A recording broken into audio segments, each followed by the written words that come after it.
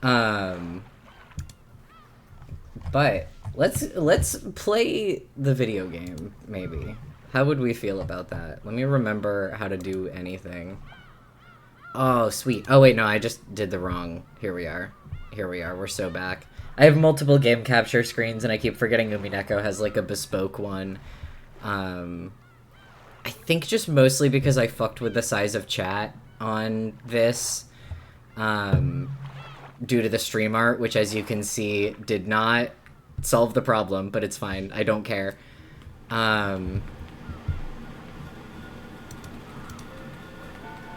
Let's play the game. Okay, yeah, it was here.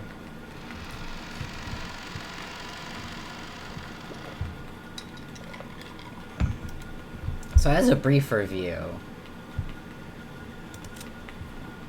the epitaph we got recently that everyone was just talking about for a bit, that's not the beginning of it. Behold the sweet fish river running through my beloved hometown. You who seek the golden land, follow its path downstream in search of the key. As you travel down it, you will see a village. In that village, look for the shore the two will tell you of. There sleeps the key to the golden land. The one who obtains the key must then travel to the golden land in accordance with these rules. On the first twilight, offer the 6 chosen by the key as sacrifices. On the second twilight, those who remain shall tear apart the 2 who are close. On the third twilight, those who remain shall praise my noble name. On the fourth twilight, gouge the head and kill. On the fifth twilight, gouge the chest and kill. On the sixth twilight, gouge the stomach and kill. On the seventh twilight, gouge the knee and kill. On the eighth twilight, gouge the leg and kill. On the ninth twilight, the witch shall revive and none shall be left alive. On the 10th twilight, at journey's end, you shall attain to the power of the Golden Land's treasures once and for the last time. The witch shall praise the wise and bestow 4 treasures. One shall be all the gold from the Golden Land. One shall be the resurrection of all the dead souls.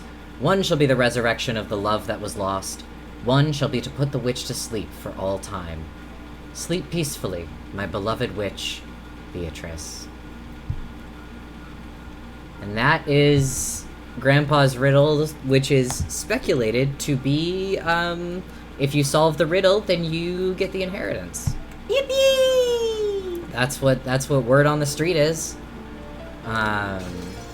So that will be, I believe we had a brief discussion of the cousins were trying to be like, huh, I wonder about the fucking... Oh, I wonder what this is about. wonder if we could, we know Grandpa's beloved hometown. We definitely know what it is. It's definitely this simple. Yeah. Very straightforward riddle. Famously easy to solve. Definitely does not require tons and tons and tons of research. It's not that much research. Yeah, but it's more research than you'd expect. More research than I was personally willing to do. But, yeah, it is an interesting one. Did I just feel a drop on my forehead? Huh? I wonder. What the fuck? That was not Valor. I'll find him again when he says more than 2 words. As George Aniki rubbed his forehead, he looked up at the sky. Considering the color of the sky and the dampness of the air, it wouldn't have been odd for a raindrop to hit him. The wind also seemed to have grown a bit stronger. I didn't feel a drop. Only I didn't. Ooh. Don't worry, neither did I. Anyway, I'm sure it'll rain so much tonight that everyone will get to feel plenty of raindrops. That's right. Maybe we should head back soon. Shannon-chan looked down at her watch. It was probably well into the evening by now. Is it already time for you to return to your work? Yes. Thank you very much for allowing me to enjoy some time together with you all. Tell Kumasawa-san thanks for the cookies. Okay, everyone, help out with the cleanup. Shannon-chan declined our help, saying that this was a servant's job, but picking up dropped forks before the waitress has to is pretty much my purpose in life. It's such a funny phrase. It is, that's such a specific thing to say. My purpose in life. My purpose in life is to pick up the fork so the waitress doesn't have to. I was born to pick up the fork for the waitress. We folded up the blanket, gathered up the trash, and helped clean everything up. Ooh! The trash is getting away! Ooh! I won't let it escape. I'll grab it before Maria does. Ooh! I'll grab it! Ooh! Maria! Don't get your shoes wet, you'll get in trouble! They went to the beach in their shoes. They went to the beach in their shoes, these whole fucking dress clothes outfits, and they're wearing their nice shoes. Tearing me apart. To Maria, chasing after some trash sent flying by the powerful winds was just another game. By the time we finished, the wind was blowing pretty strongly. Probably a good time to head back. You've all helped me out a lot. Thank you very much. It looks like you're really out of time. It's okay if you head back first. George Aniki perceived from her hurried appearance that very little of her free time was left. Genji-san's very strict about time. I think that's Jessica. Okay. Genji-san's very strict about time. How'd you like my Shannon impression? If you don't show up where you're supposed to be at the right time, I bet I'll be pissed. Funny if Shannon did say that, though. Yeah. We'll see you later. Do your best with your work. Be seeing you. Yes! Then if you'll excuse me. After making a respectful bow, Shannon-chan ran towards the rose garden. Shannon-chan... I think it's there's a lot of Shannon-chan ran is a little bit of a tongue twister. Mm-hmm. Shannon-chan ran towards the rose garden. Okay, let's head back to the guest house. We can watch TV or something and relax a little. Ooh! Wanna watch TV? Wanna watch TV? Ooh! Then it's decided. Let's all head back and watch TV together. Maria, who wasn't done having fun, agreed once television was mentioned. We climbed up the gentle stairs and returned to the rose garden.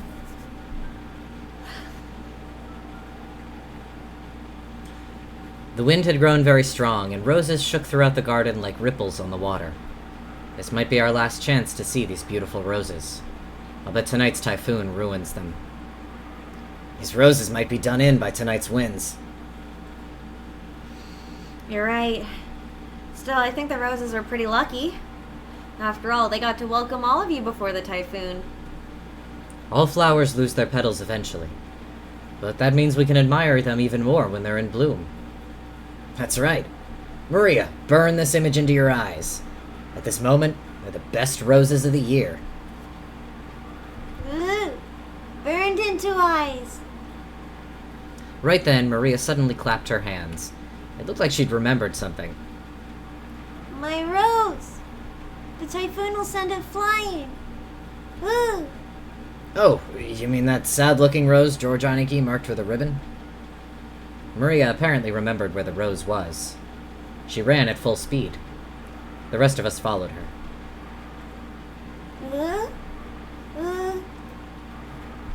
Where was that again? I'm sure it was somewhere around here. We searched everywhere around that area, but it was only a single flower among all of these roses, after all. Even though we knew it was somewhere close by, we weren't able to find it.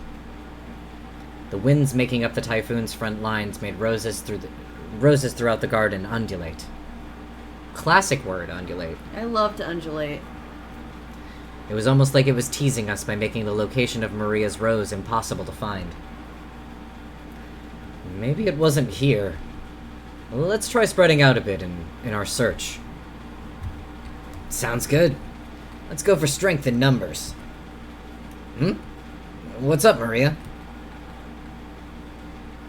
As we made to split up and search, Maria tugged on my jacket with an unhappy face. You could tell that she didn't want us to leave that spot.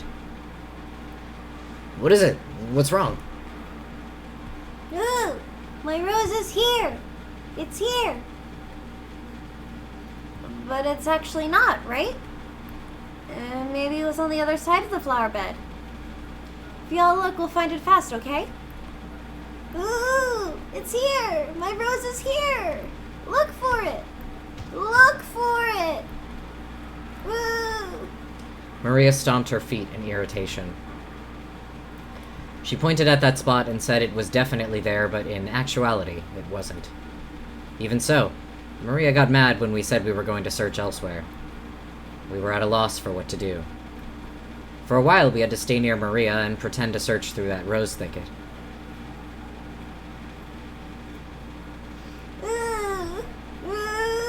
Not here! Not here! Not here! Ooh! Maybe she's saying that it should be here, but isn't. Maria became increasingly irritated. Oh man, Maria's really losing her temper. Sometimes Maria starts to really care about really pointless stuff.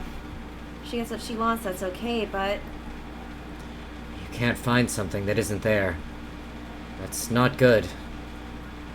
Just when we were at a loss of what to do, Maria called out in a loud voice.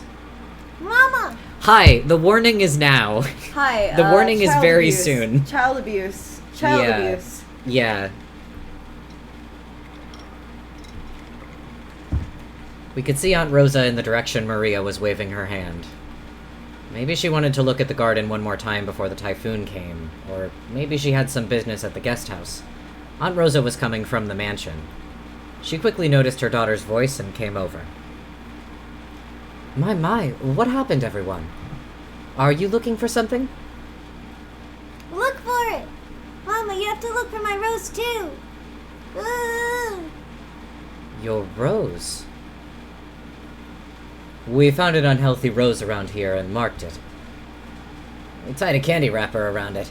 But, Maria, if I remember correctly, it was growing right out in front and really stood out, didn't it? Unless it grew legs and ran off somewhere, it must have been somewhere else. Maybe you remembered it wrong. Ooh! It is here! It is here! Father doesn't believe! Ooh! How many times do I have to tell you to stop saying ooh before you'll understand? Mama will look for it, so stay quiet.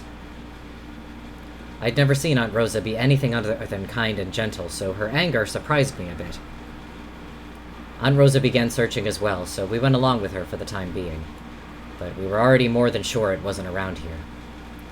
So it didn't take long for Aunt Rosa to realize that too. The rose isn't here. Did you mistake this place for somewhere else? There are so many roses around. Ooh! Ooh! That's wrong! It is here! Mama doesn't believe! Ooh! I already believed you and looked hard for it, didn't I? But it isn't here. Ooh! But it is here! It is here, but it isn't! Ooh! Then someone must have ripped it out. Anyway, stop saying ooh. Ooh! Who ripped out my rose? Who did it? Give it back! Give it back! Ooh! Ooh! How should I know? Stop it. Stop saying ooh. Aunt Rosa slapped Maria's left cheek with her palm. In that instant, Maria was shocked into silence. Of course, it was only for an instant. When Maria realized that her wish was being rejected, she started yelling even louder.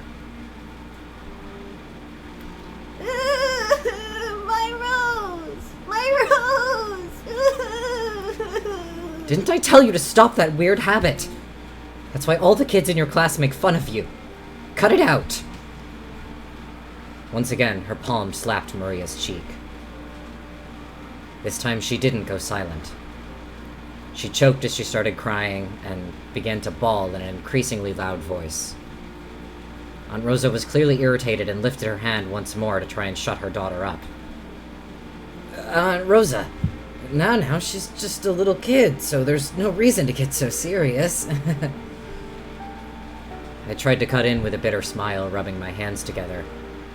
But Aunt Rosa glared at me with a serious face, and I realized that I should have stayed out of this. I'm sorry, but could the rest of you go back to your room for a bit? I need to have a little talk with Maria. Nobody believes in my rose, even though it was here. Look for it. Look for it. Here, it was here. But it's not here! So you must have confused this place for somewhere else, right? It is here. It's definitely here.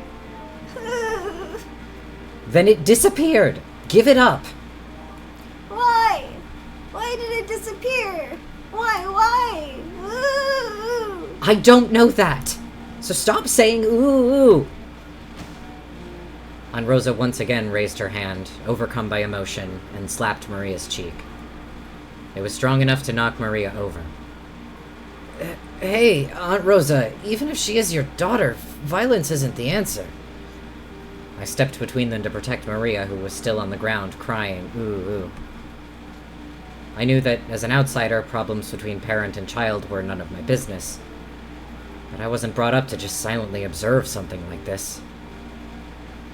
Don't you think it's weird, Badler-kun? Are there any girls at your school who mutter ooh? Well, I am in high school, but for an elementary schooler, I think saying ooh is pretty cute. Cute? Saying ooh is cute? Cute! My careless words seemed to have earned me Aunt Rosa's wrath.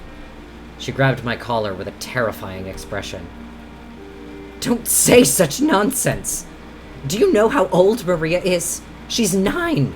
She's a 4th grader, not a kindergartner. But she still makes that sound during class. Don't you get it? Do you know what they say about this kid when they bully her? Thanks to this weird habit, she still hasn't made a single friend. Don't turn your eyes from reality and carelessly call Maria cute. Think more seriously about this kid's future.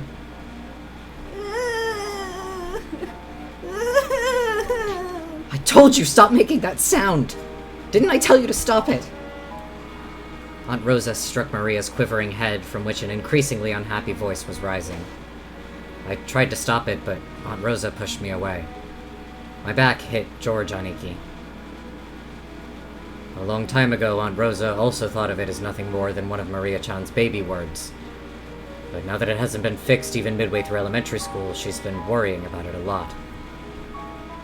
How she talks isn't really that big of a deal, right?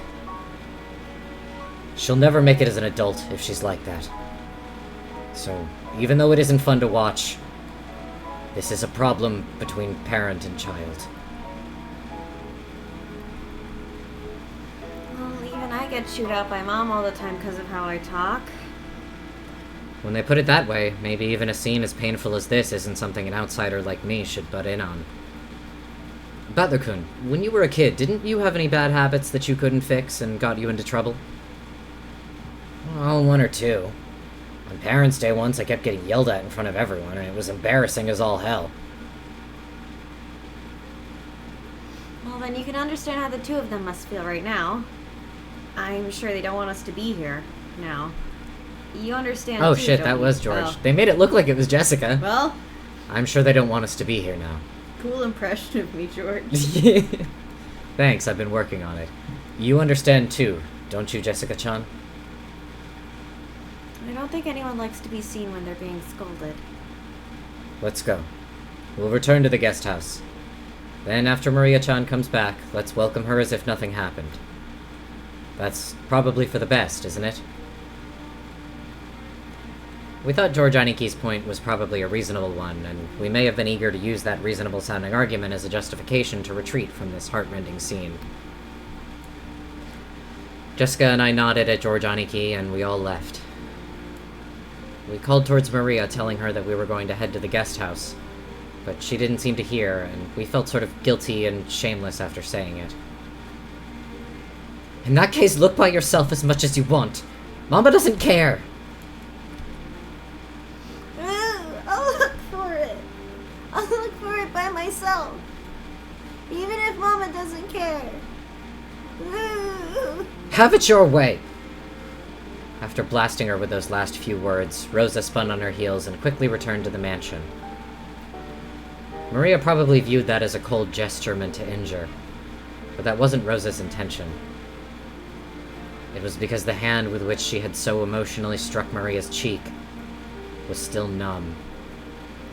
It was because, if she stayed there screaming, she might again be taken over by her emotions and continue slapping her daughter's cheek over and over. After Rosa left, Maria was left alone in the rose garden. The wind began to blow stronger and stronger, and every once in a while a raindrop would fall on her forehead. However, Maria couldn't leave that place. Not until she found that poor, wilting rose. It had definitely been there. Even so, it wasn't. Even though she knew the place, and even though it had been there, it wasn't. Maria bitterly stared at the place it was supposed to be and thought frantically. Maybe the angle I'm looking from is wrong. Maybe the height I'm looking from is wrong. While gazing at a single point, Maria repeatedly stood up, changed her position, and continued to stare. The wind was getting stronger and stronger, but Maria kept on looking for that rose in front of the flower bed.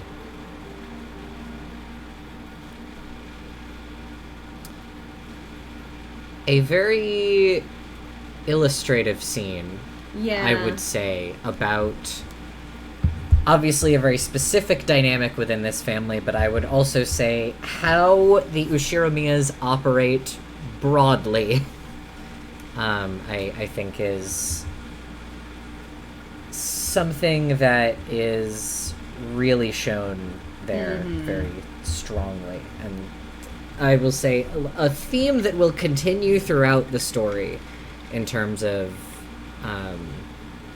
dynamics. Kinzo noticed the sound of the raindrops beating on the window. It seemed to be pouring down thickly.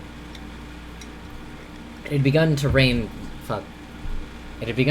later than the weather report had predicted.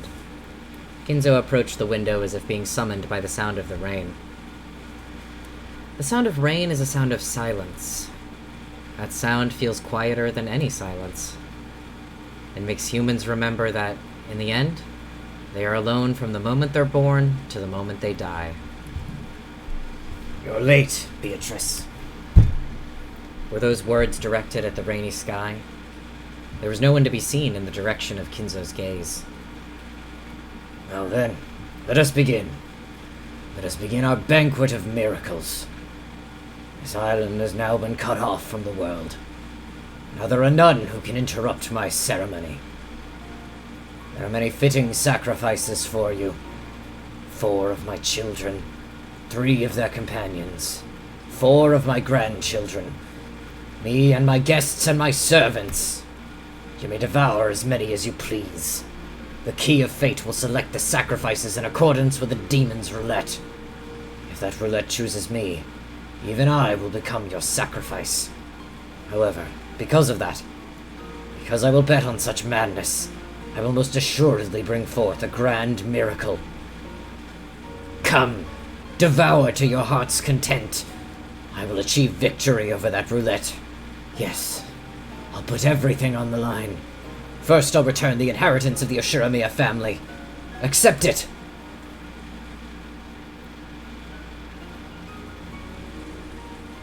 Kinzo tore the window open, ripped a golden ring off his finger, and forcefully threw it away. At that time, the sound of thunder rang out, giving the illusion that the lightning had accepted the ring. And when you are resurrected, surely I will be the one who stands witness. I will survive until the end and watch over you as you awaken.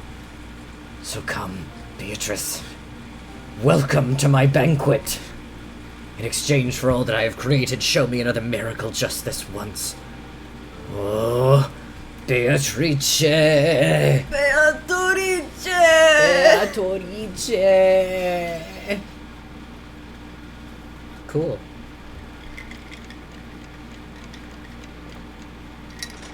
It's 6 o'clock.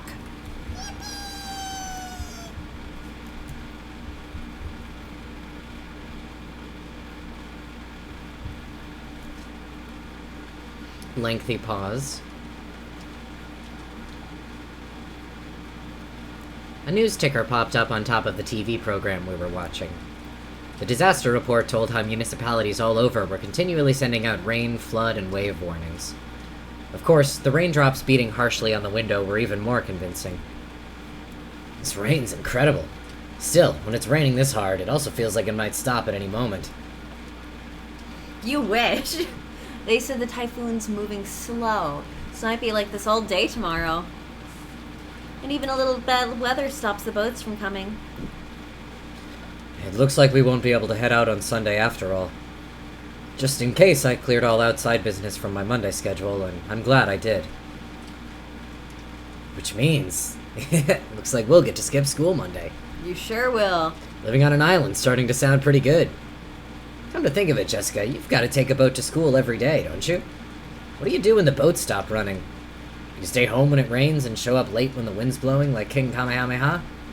Kamehameha? If the boats don't come, I stay home.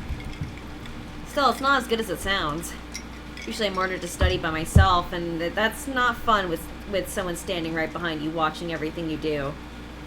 During the rainy season, does the weather ever stay bad for a long time and make you miss a bunch of days in a row?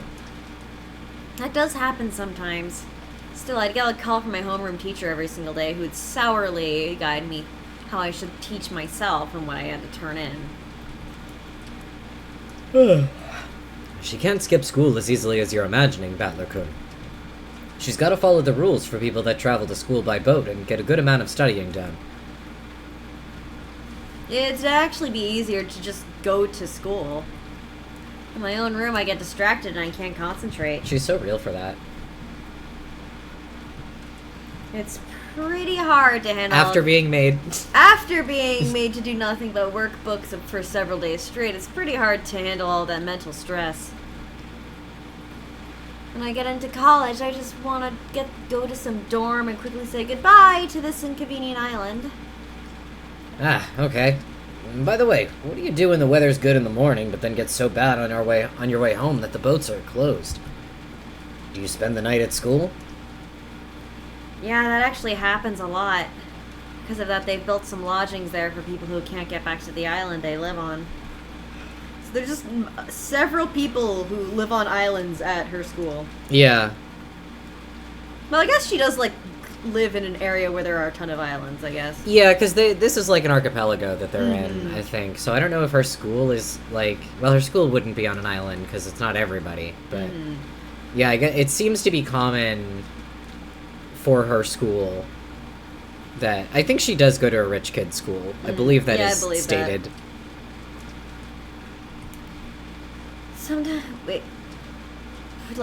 Sometimes when it gets really bad, you can't get back home for a few days at a time.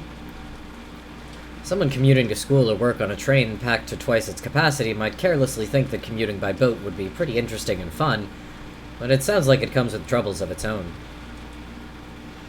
You're a thoughtless tourist saying stuff like that all the time. I've had enough of island life. I really want to just graduate high school and say goodbye to this island. But there are all dorm schools even for high school, right? Why'd you choose that Nijima school of all places? Okay, yeah, so it's on kind of the mainland, I think. I've wanted to go to one of those from the beginning. My mom's always going on about how I need to learn manners and discipline as the successor. So I end up sticking close to home even for high school. Man, I hate this island. I just want to go live in a city. I don't care if rain or even spears fall from the sky. As long as I can move to a city where I can wear casual clothes and sandals and get to a convenience store in less than 5 minutes. That's her dream. Her dream is flip-flops and a 7-Eleven. Mm-hmm. Flip-flops, the Cookie Monster pajama pants, and a 7-Eleven. And she's so real for that. Mm-hmm. Hold out just a little longer. Just a bit more and you'll graduate high school, right? I can't wait a little longer. Hey, she and Battler are both, third years, right? Yeah, they're both 18. Because they're doing their exams soon, from what I recall. Jessica stretched out and reclined in the sofa. Maybe it was a bad time slot because there weren't any interesting programs on, and we had nothing to do but languidly kill time until we were called for dinner. After that episode, Maria never returned to the cousin room after all. Aunt Rosa probably took her back to the mansion. It had to be pretty boring for Maria all by herself while the adults had a confusing conversation. We thought we might as well head over to the mansion to see her, but the weather really was awful. And since there wasn't much time until dinner, we stayed where we were. At that time, we heard the sound of a humble knock. Jessica answered. Yes. The preparations for dinner are complete. Please come to the mansion. It was Canon-kun's voice. Did he go to all the trouble of coming from the mansion in this rain just to get us? Couldn't he have just called us on the telephone? Well, I guess servants at work don't always get to take the most efficient route. Just when I was getting hungry. Let's go. George Aniki turned off the television and stood up. My stomach's been growling for a while. I've always been a huge fan of the main family's dinners. Didn't Goda-san say it was calf steak or something? Ooh, I can't wait. Our dinners are always even more fabulous than usual when the family conference comes around. Even I'm looking forward to it. Let's go! Let's go! As we left the room, Kanan-kun bowed silently and respectfully. Okay, let's go. Is the rain pretty nasty out there? Yes. Take care to not get your garments wet. After seeing the three of us out, Kanan-kun peered into the empty room. Wasn't Maria-sama with you? No, she's not. Wasn't she with Aunt Rosa? Uh-oh! Uh-oh.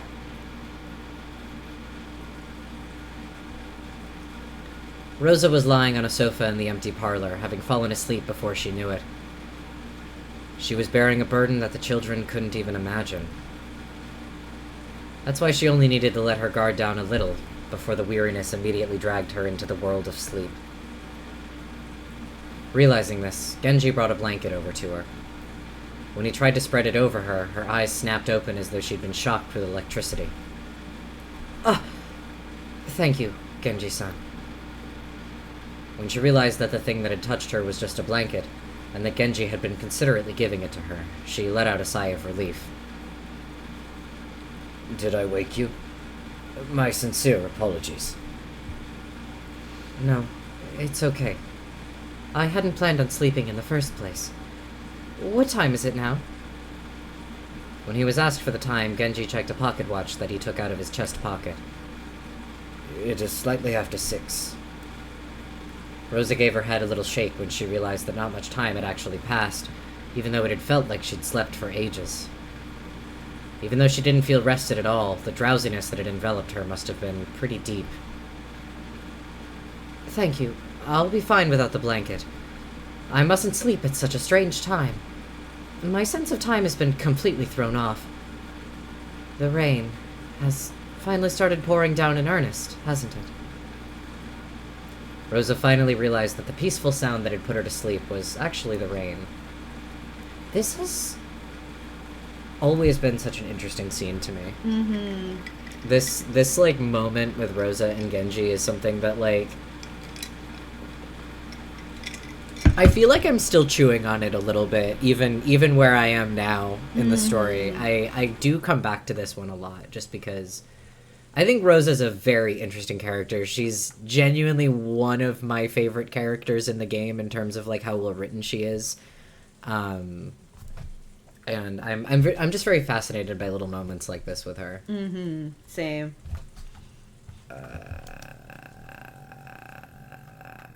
I don't know which one of them this is. The wind's blowing hard too.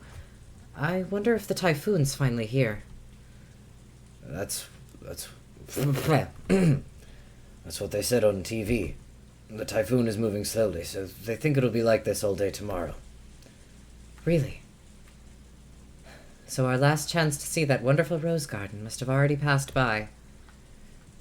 From the window, what she could see of the rose garden was completely blurred by the wind and the rain. Maria. That's right. What about Maria? I have not seen her. Did she not return to the guest house? Rosa knew her daughter's nature well, so a chill ran down her spine. Maria was stubbornly honest, and if she was ordered to find something that didn't exist, she would look forever and ever. Even in pouring rain. No. The cousins left before I did, so Maria was alone. Unless someone told her to stop, she'd stay there even if it started raining spears. Without even opening an umbrella. How could I have lost control of my emotions and done such a thing? Even though she'd known about Maria's simple honesty better than anyone, she'd once again lost control of her emotions and done something terrible. Maria! Rose pushed Genji away and ran down the hall.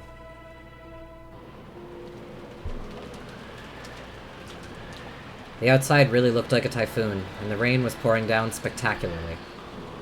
Maybe because of some aspect of the terrain, the winds weren't typhoon class, so an umbrella wouldn't be torn out of one's hands. Even so, it certainly was a windy rain. There was no time to admire the roses being drenched. Anyway, I'm getting pretty worried about Maria. You don't think she's still rebelliously searching for that rose alone, do you? I wonder. Surely she wouldn't do it in this rain. Or at least I wish I could believe that, but Maria-chan sometimes gets really stubborn and intensely straightforward. We hadn't worried much, thinking that Aunt Rosa had taken her back to the mansion. However, when Kanon-kun had come from the mansion to call us and thought Maria was here, we got a little worried. I did not see her in the mansion, so I was sure she was here. After all, Rosa-sama was taking a nap.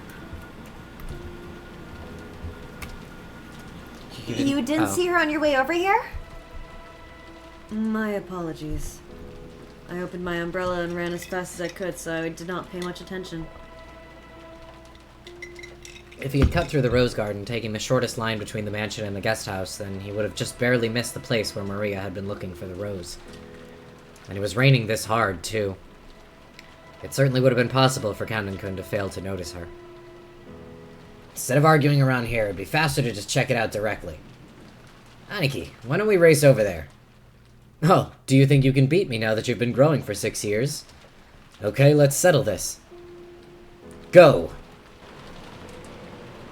We have an ongoing race thing? Yeah, that... I guess because they're, like... They do kind of make the point that it's, like, they were boys around the same age growing up, so they have, like, a kind of... that type of, like, rowdy little friendship. George, Aniki, and I flew out into the rain. Jessica and Kanon-kun followed us. Maria! If you're there, answer me. Maria! It's Aunt Rosa. Hey, Aunt Rosa! When George Aniki called back, Aunt Rosa jumped at him and grabbed onto him. Where's Maria? Isn't she with you? No, we didn't meet with Maria-chan after that. Maria! 6 years ago, Maria was 3 years old. She was a cute and pure kid who'd just accept whatever anyone said. But 6 years have passed since then. She's 9 now, and experiencing the ups and downs of life should have taught her something. But Maria, are you telling me you're still as innocent and pure as you used to be? Maria! As I circled the rosebed, something white unexpectedly turned to face me. It was a white umbrella.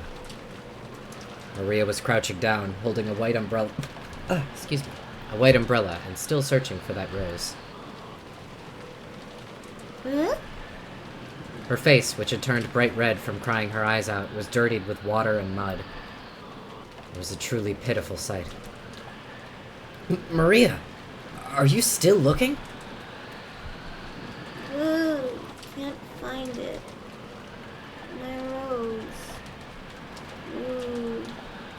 I forget, it's been like a couple hours at this point, right? I don't think it's been too long since it was already evening. I think it's been probably like 30 minutes. Okay. Because I think it directly states with Rosa that she was relieved that not much time had passed. That's true, yeah.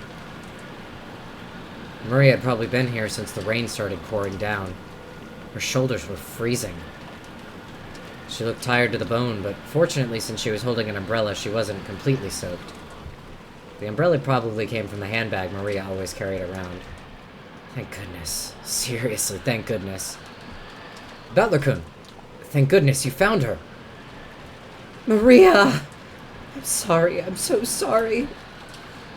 Aunt Rosa threw her umbrella aside and hugged Maria. It's not here. My rose isn't here. I'll look for it with you later, okay? So, just put it on hold for today, okay? Put it on hold for today. It looked like Maria still wasn't able to accept it, but she no longer had enough energy left to resist. Jessica and Kanon-kun caught up with us. I'll have a towel ready in the mansion immediately. Maria!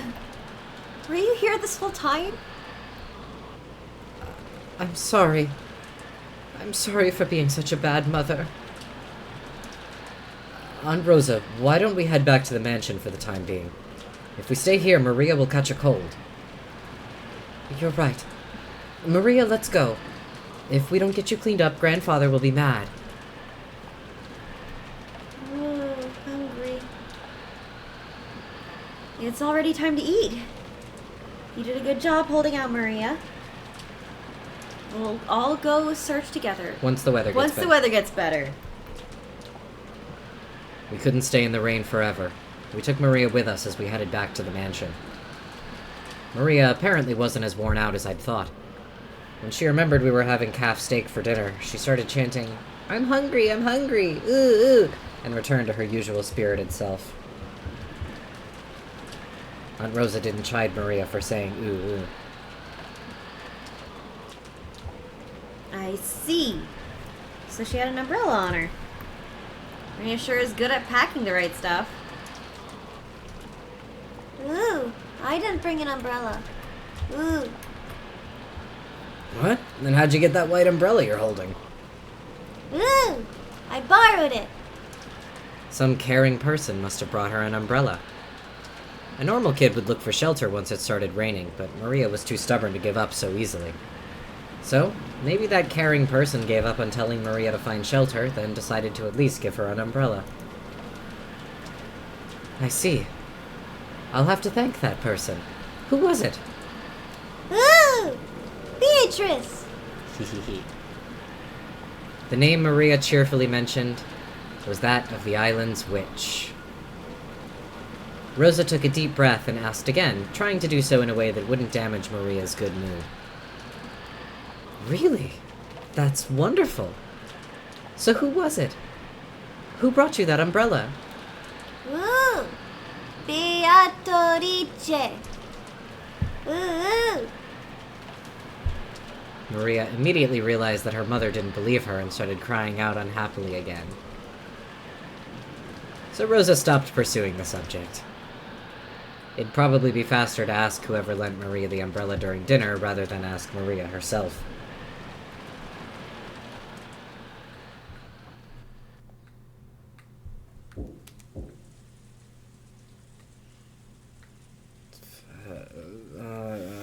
I think there. probably Kraus. Yeah, what the hell did he even... Father, please at least join us for dinner. And Did you almost give a Russian accent? No! Although the father, I'm realizing, kind of came out that way, didn't it? It did a little bit. Which, like... Not intentional. I'm too Joe Chrono-pilled, I'm sorry. Yeah, no. Completely understandable. Their voices are so definitive to me. There's a voice that they introduced later on that apparently their fans fucking hated. Like, views on the videos drop off because they introduced the voice, and it's just so funny to me because I'm like, I just don't understand how people got that far. 9, it is, for, oh god, how do I describe this character? I don't think anyone other than 9 is here. I know, but I don't want to have to cut it out of the VOD either. Yes, that's the one. Yes. Okay. I got I believe you. you're I get gesturing you now. properly. Mm-hmm. A character introduced in episode 6. Apparently their voice for her was despised, and I think it's great. Personally. I just think it's funny because I'm like, how do you get this far in the Let's Play and that's what you pick, that's what you have a bone to pick with? Like, you survived their episode 1 Ava. But yeah, I think their fans are weak. Anyone who can't handle them at that voice doesn't deserve them at their other voices. Russian Jessica. Mm-hmm. Russian Jessica, one of the most factually, objectively best. The Battler left her until like vid4. That's true. Yeah, they took a while in episode 1 to really get there. I could not stand episode 1 Ava. I'm so glad that they made it better. The thing about Russian Jessica is that it keeps being good. Mm-hmm. As the game goes on, they keep saying things, and I'm like, this is so justified, though. It's incredible. Genuinely, it was a brave decision. Yeah, his Ava gets really good, is the thing about it. It starts really bad, but, like, it gets good. Mm-hmm. I really enjoyed some, shall we say, recent stuff I encountered that he did with his Ava. And I think, Nine, we were just talking about it recently, you know what I mean. It gets good. Along with a dull pounding on the door, the sound of Krause's entreaty could be heard. However, that voice seemed to be resigned to the fact that nothing it said would be heard. Nanjo? Fuck yeah, I'm Nanjo. Kinzo-san, won't you at least come out for dinner? Every time I see Nanjo, I think about how apparently at the recent panel that Rikishi did, there was a Nanjo cosplayer at, like, Anime Expo who, like, came up and asked a question. I just saw somebody tweet about this, but, like, apparently when it happened, Rikishi was like, Nanjo? Like, very quietly. Like, just in disbelief that somebody was cosplaying him. I think that's so beautiful.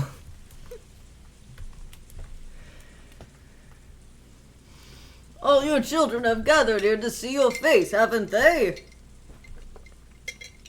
Silence, Nanjo. So the bishop won't work. One move too short. Apparently, Kinzo was completely focused on the final battle of his long-lasting chess match with Nanjo. Kinzo's brow was wrinkled as he continued to glare at the game board through his spectacles. Krause's voice didn't reach his ears. Kinzo-san, I'm hungry myself. Why don't we go down and eat? Go by yourself if that's what you want. Let me consider this next move for a little longer.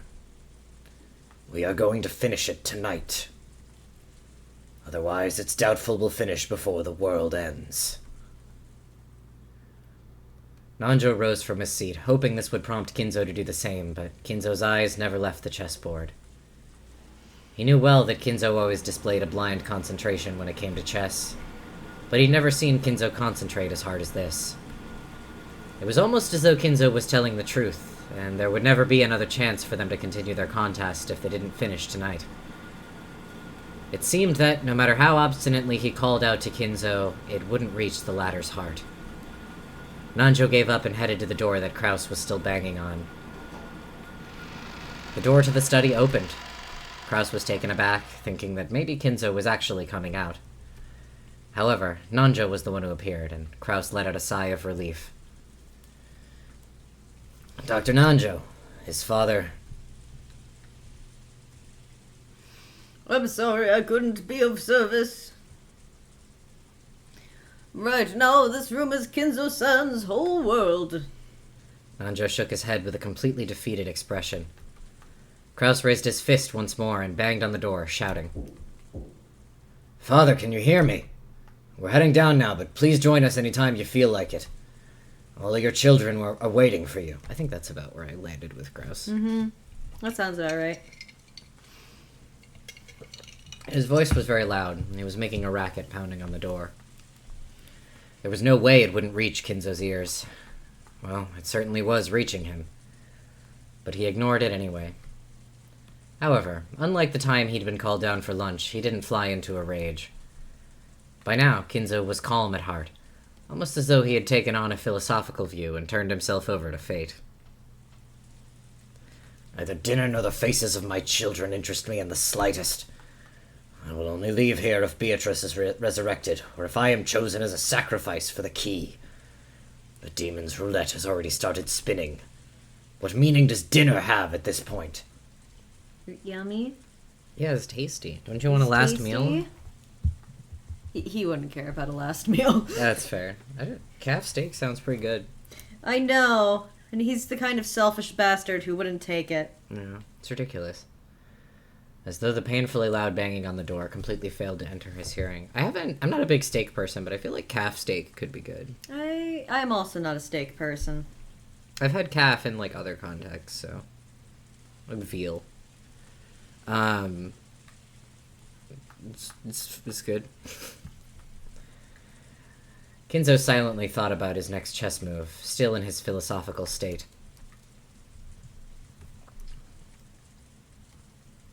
Just as always, Kinzo's figure couldn't be seen anywhere in the dining hall.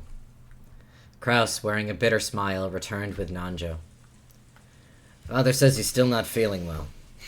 He truly regrets missing this once-a-year opportunity to sit together with his gathered family. Ava and Rudolph snickered. Given Kinzo's personality, there was no way he'd show signs of regret, and none of his relatives showed any regret at his absence. And why don't we start dinner?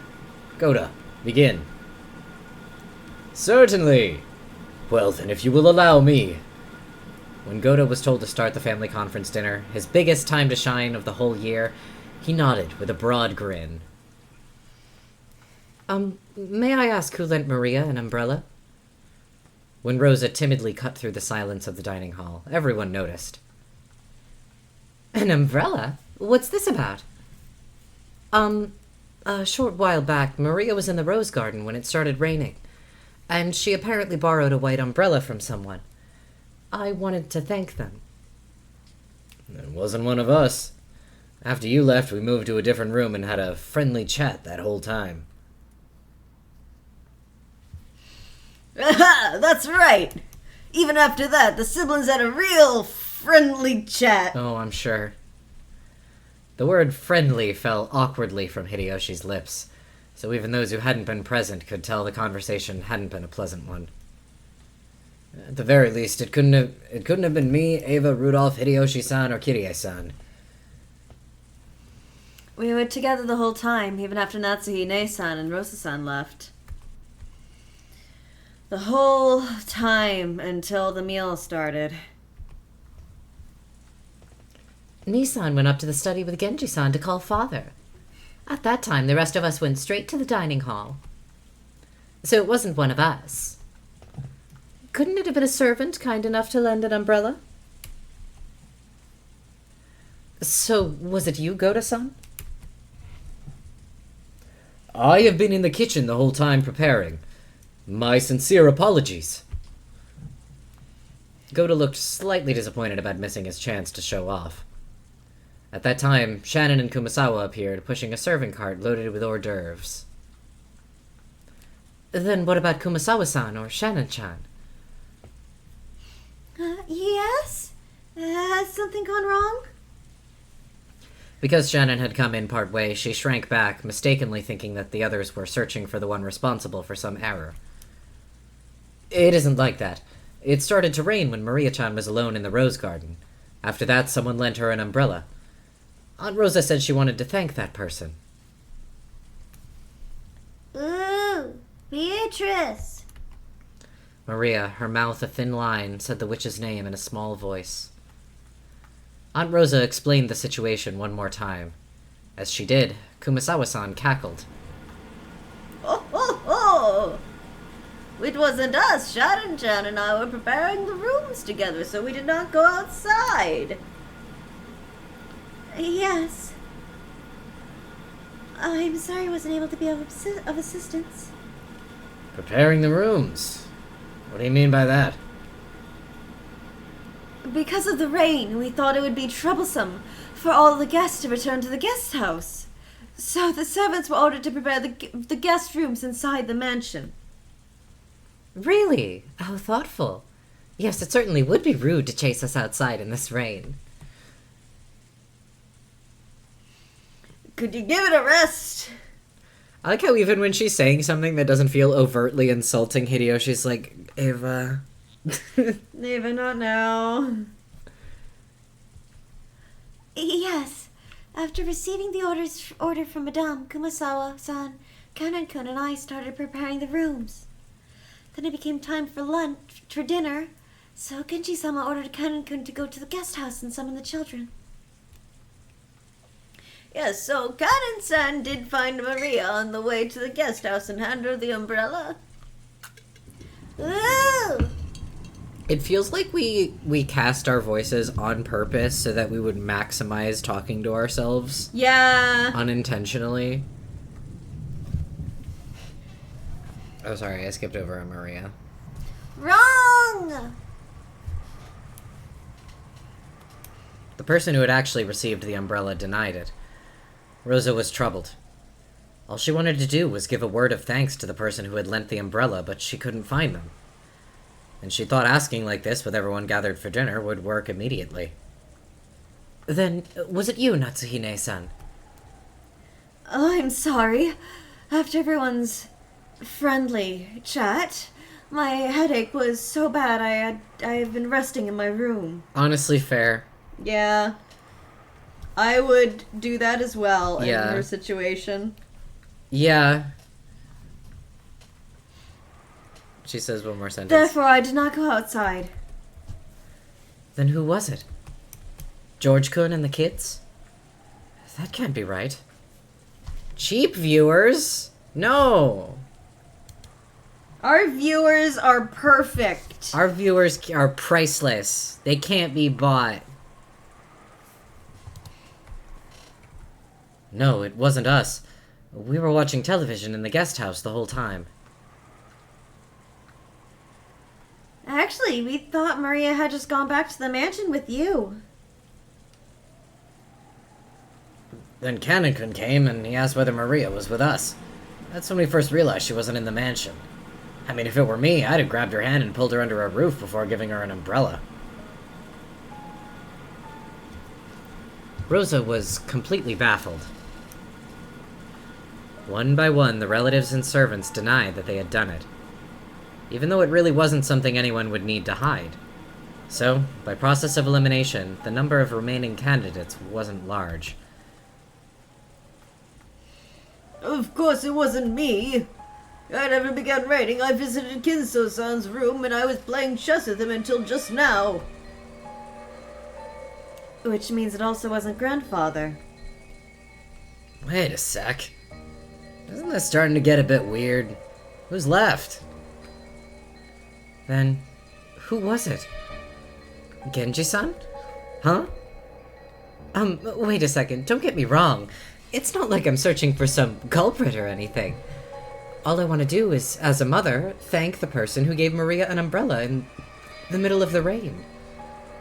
Giving an umbrella to a girl loitering in the rain was something to be praised, not hidden. Despite that, no one raised their hand. Why not?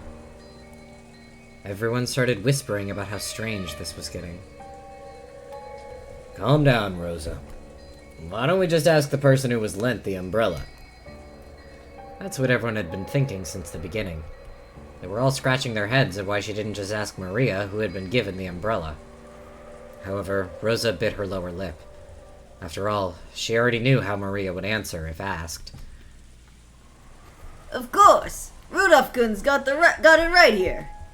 Maria-chan, tell your uncle. Who lent you the umbrella? Well, you see, Ooh, Beatrice! love that the little slapstick boing sound Yeah. effect. I love Umineko's sound effects so much. They use them so well. I think some of them are like so stupid that I adore them completely.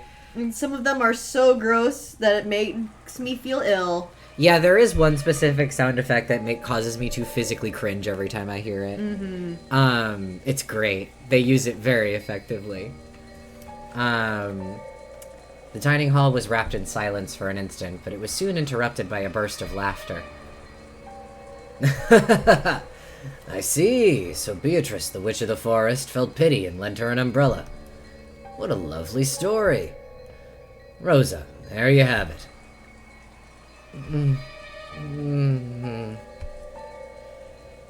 Rosa couldn't believe it. Even though she just wanted to say thanks for the umbrella, why did everything have to be so clouded in smoke?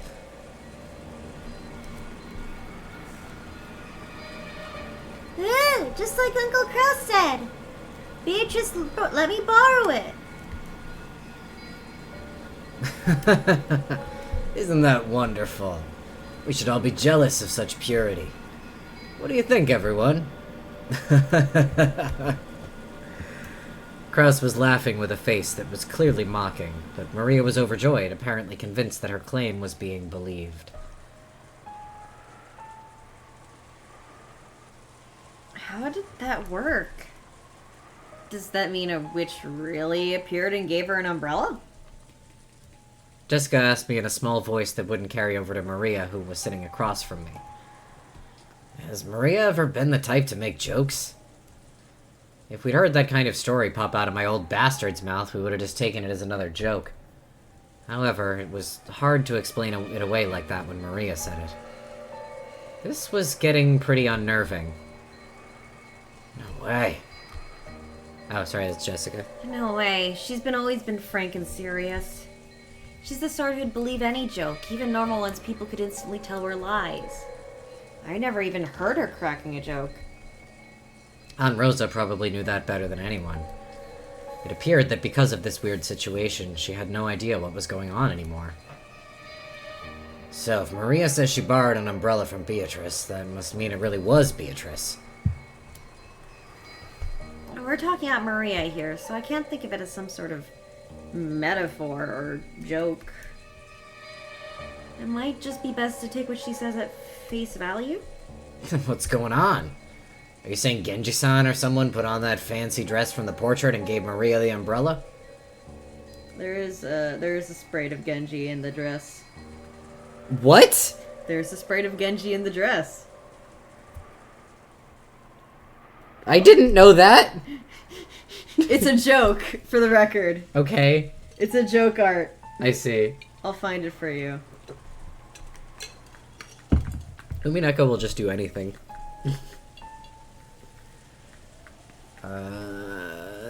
Jessica? Sorry. I'm not sure about that. Actually, that's what I want to know. Jessica shrugged jokingly, but her expression didn't completely match her attitude. Once the hors d'oeuvres were set out and Goda showed off his vast store of knowledge, the meal began. A couple casual chats broke out here and there, but they seemed somehow distant. And the meal ended up being so quiet that you couldn't ignore the sound of the rain sneaking into the dining hall.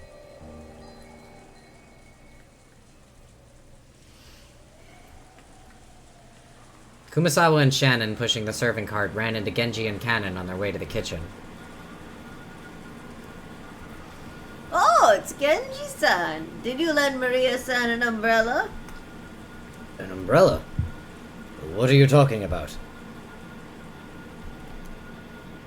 Well, I heard that when it started raining, Maria-sama was alone in the rose garden.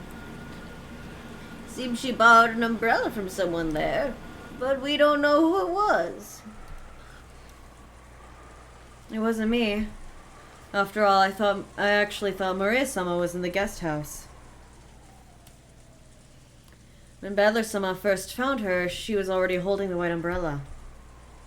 My apologies, but it was not me either. Then could it actually be the master? Both in the dining hall and right here, everyone had stated that they hadn't done it. That left only Kinzo, but... Maybe he went walking down the corridor for some reason when he just happened to see Maria-sama in the rose garden without even an umbrella. The master is not particularly fond of Maria-sama. I agree. I can't imagine that, for Maria-sama's sake, he'd go all the trouble of descending the stairs with an umbrella. Oh my, how troublesome. Does that mean that the one who lent Maria-sama an umbrella really was Beatrice-sama? Oh, Kumasawa laughed, just like the relatives in the dining hall who had laughed it off. She couldn't think of any other way to break through the smoke veiling the current situation. Just then, the crisp sound of hands clapping twice rang through the hallway. They all turned around at once to see Goda coming out of the dining hall. Okay, everyone. When serving a dinner, proper timing while setting the table is essential. Please immediately see to setting out the soup. Genji-san, the women are in the middle of an important job, so please don't get in their way. That's Cannon my line glared at read, Goda. boss. Yeah. No, I'm just I'm making a face for no reason in particular. Kanon glared at Goda for being rude to Genji, a person Kanon respected. Genji, realizing this, patted Kanon once on the shoulder as a warning. Kanon reluctantly turned away and returned his expression to normal. Obey Goda's instructions. Hurry and prepare the dinner table. Come now, there's no time. Don't dawdle. Hurry. Goda grabbed the serving cart from Shannon and steadily pushed it towards the kitchen. Then please allow us to return to the kitchen. After all, Goda-san's temper is very short. Are you still looking for that damn Sprite? Yeah, I can't. I found it a while ago and I can't fight it anymore. Haunting. Please excuse me as well. Kumasawa and Shannon left. Only Genji and Kanon remained. Through the window, the darkness of the rainy night could be seen, along with the occasional thunderbolt. Genji-sama, did Beatrice-sama really return? I don't know. Shall I inform the master? That is not necessary. If she truly has returned, she will eventually appear before the master of her own accord. Furthermore, she is a fickle person.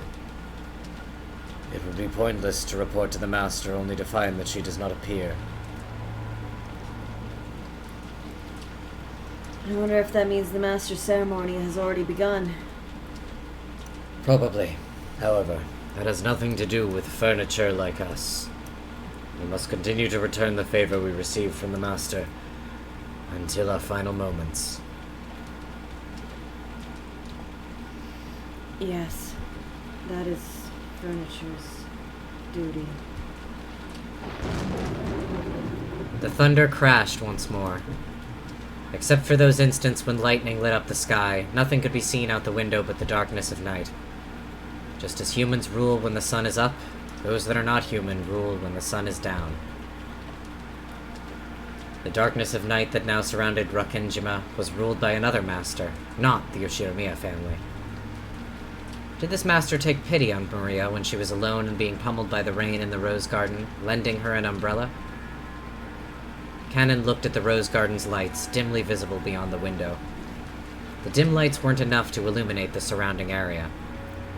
Looking at those lights felt like making eye contact with the witch, and Kanon forced himself to avert his gaze. If he didn't, it felt like his eyes would be absorbed by that light. Oh, I thought the audio cut out for a second.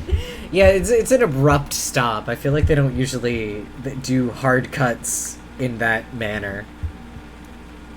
Can the weather change how people act? You often hear stories about how things like atmospheric pressure can influence people's moods and physical health.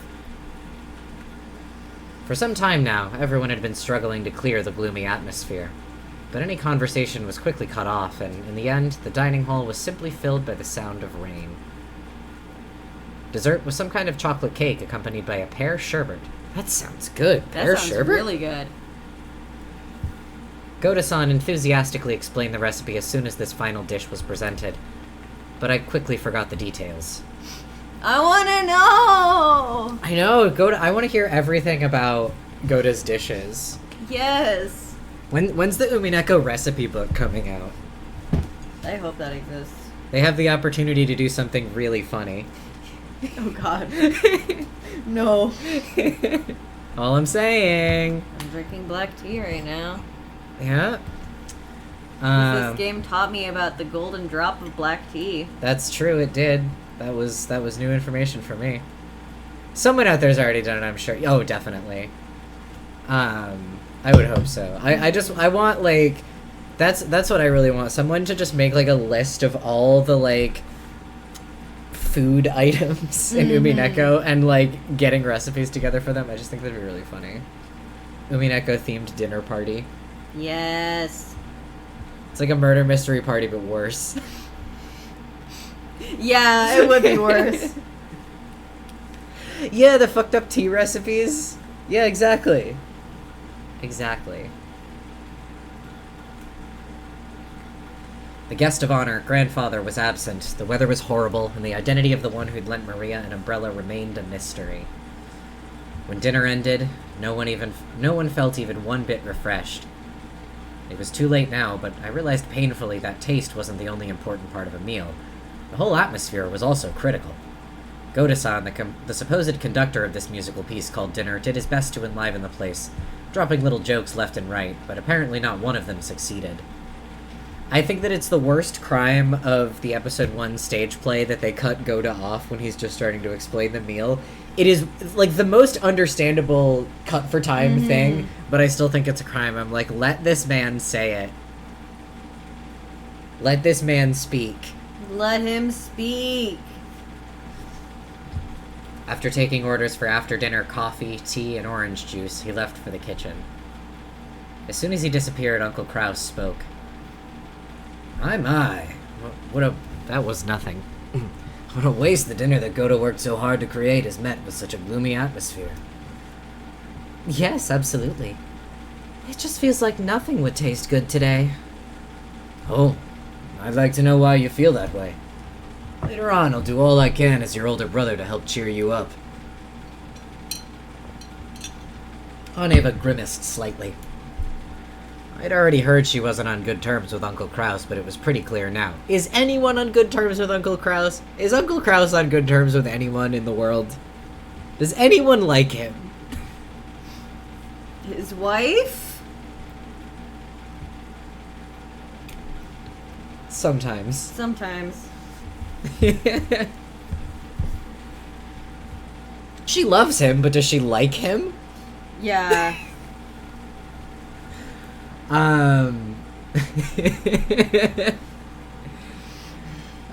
When I looked around, I noticed that my father and Aunt Rosa were also grimacing, laughing through the pain, shitposting through it all. That's how I feel about Umineko. Apparently there was something besides the weather troubling all of them. Natsuhi girl, we do gotta get you out of there. Divorce that beast. Please. Ivaneva and my dad aren't looking too happy. Really?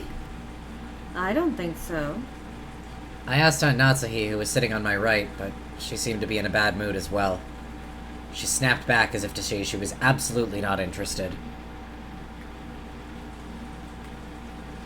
Well, our dark conversation got a little complicated, so then kids like you don't need to worry about Badlagun. I love that you do that hand gesture every time you're Hideyoshi. It's such a crucial part of the voice to me.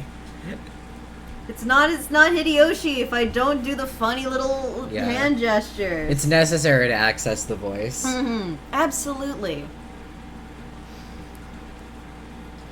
Isn't that right, Natsuhi-san, Kirie-san?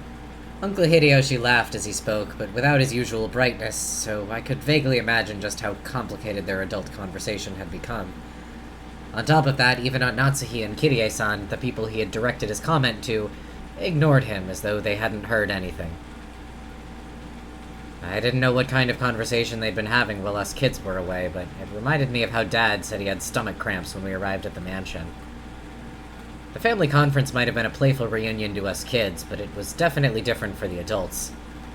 After Uncle Hideyoshi's comment was ignored by the other adults and an awkward silence fell over the room, Kirie-san spoke up. We were talking about how the kids' careers would turn out.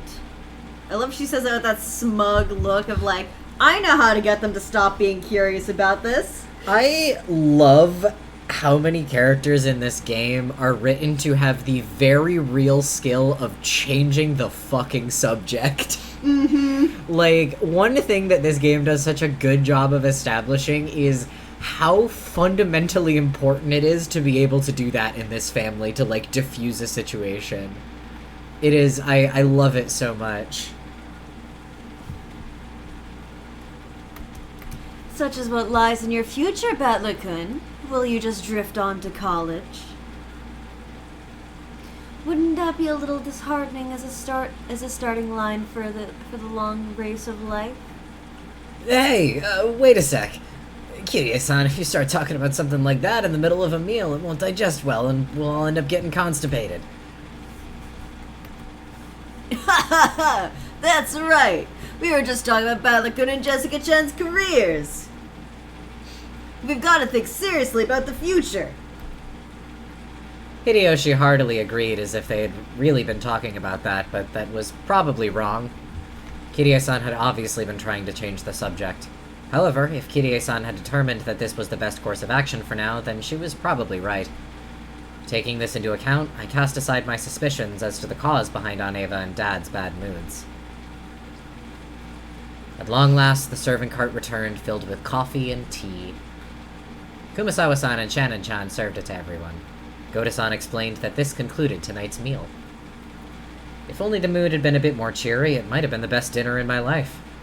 It was a shame this best of dinners couldn't have been had under the best conditions.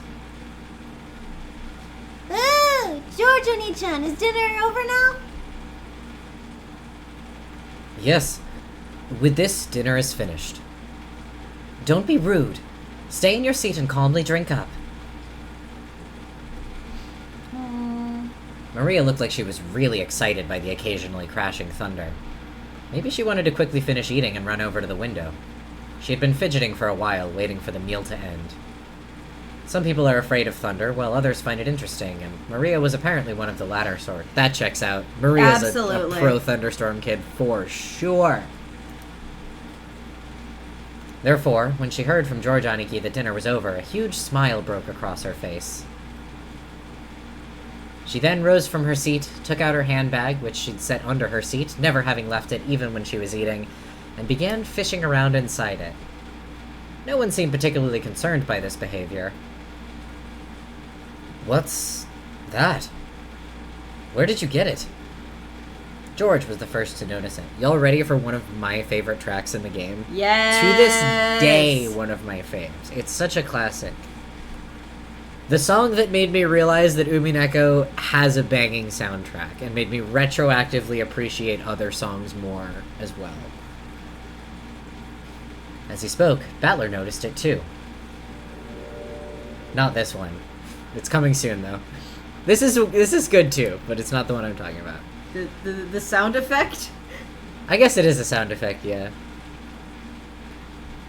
They saw that Maria was now holding a beautiful Western-style envelope. I think my brain interprets it as the start of a song. Yeah, it does sound like a similar start to one or two songs, I think. Yeah. On the front of the envelope, the Yoshiramiya family crest, the one-winged eagle, was done in gold leaf. Furthermore, the fact that it was sealed with dark red wax made it clear that this wasn't something Maria could have brought out as a prank. Maria-chan, what is that? It seemed that Natsuhi had also noticed the strangeness of the envelope Maria was holding. Her voice sounded too serious for someone admonishing a small child, so the relatives around us finally noticed, too. I was checking if Sissel was still where he used to be, but he's not. Yeah, he moved when I got up. Oh, he's up on his tree. Oh, it's been a while since he's been up there. Oh my god. Hey, baby. Yeah, he doesn't go up top very often. Oh, I'm sorry to wake you. No, don't wake up. Be sleepy. Go back to bed. Don't worry, go back to bed. What happened, Natsui-ne-san? What? I think that Ava yeah, popped Ava. That's up. probably Yeah. Ava. What is that? Maria? Where did you pick that up?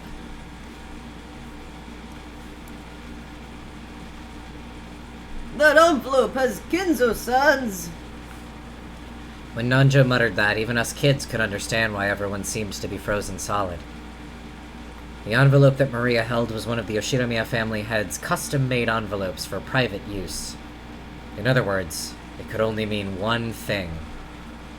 This envelope contained a message from Kinzo. Oh, what is an envelope like that doing here? Now that's an interesting thing to come jumping out at us.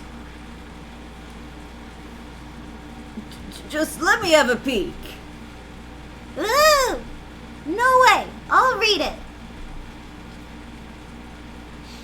I was told to read it to everyone. It's gonna be a lot of you. Yup.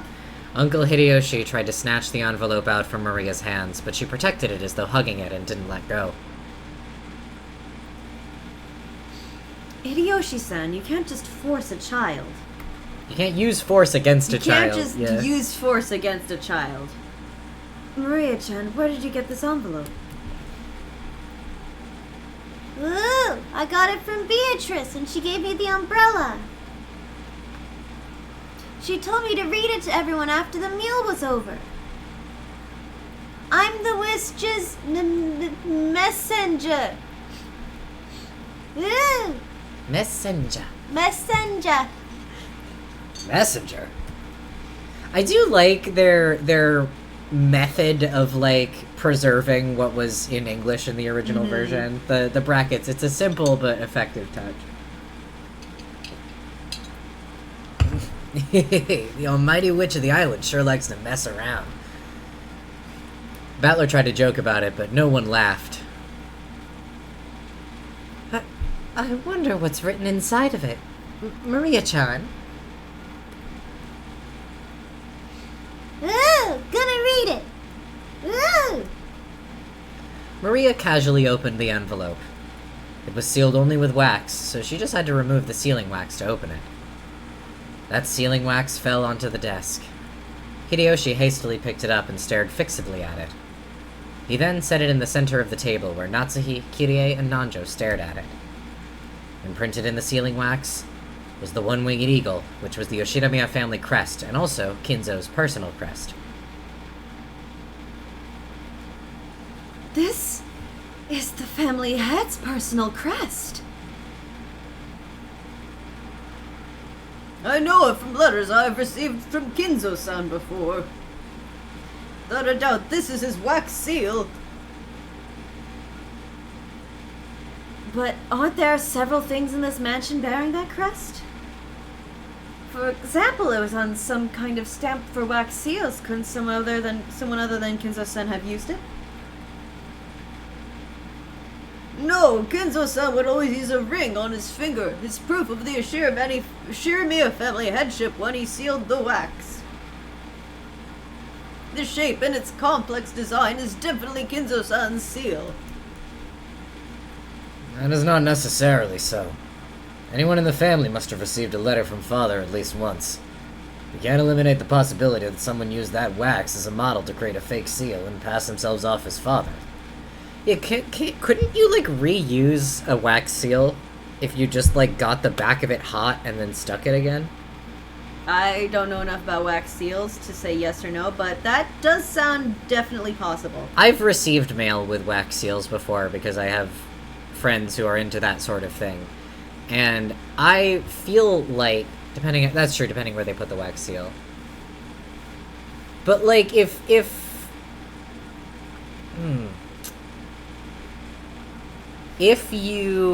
wouldn't explain, like, the envelope itself, but at the very least, in my experience, a wax seal just sort of pops off.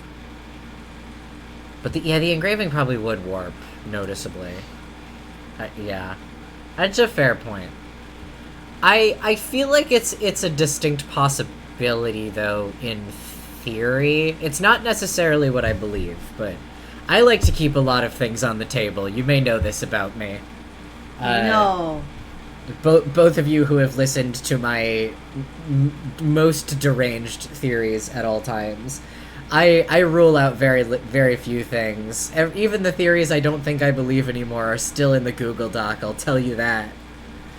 They're not dead yet till the game says they're dead, and even then, I try to keep an open mind about all the possibilities.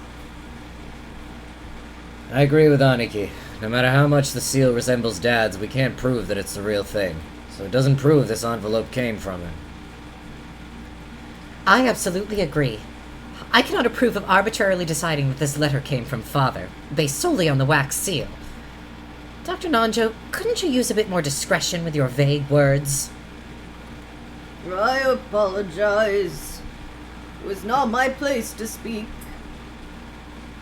One after another, all of the siblings from Kraus on downwards rejected Nanjo's statement, saying that the envelope Maria held wasn't necessarily from Kinzo. They were afraid. They feared from the bottom of their hearts that Kinzo's intentions were written in there.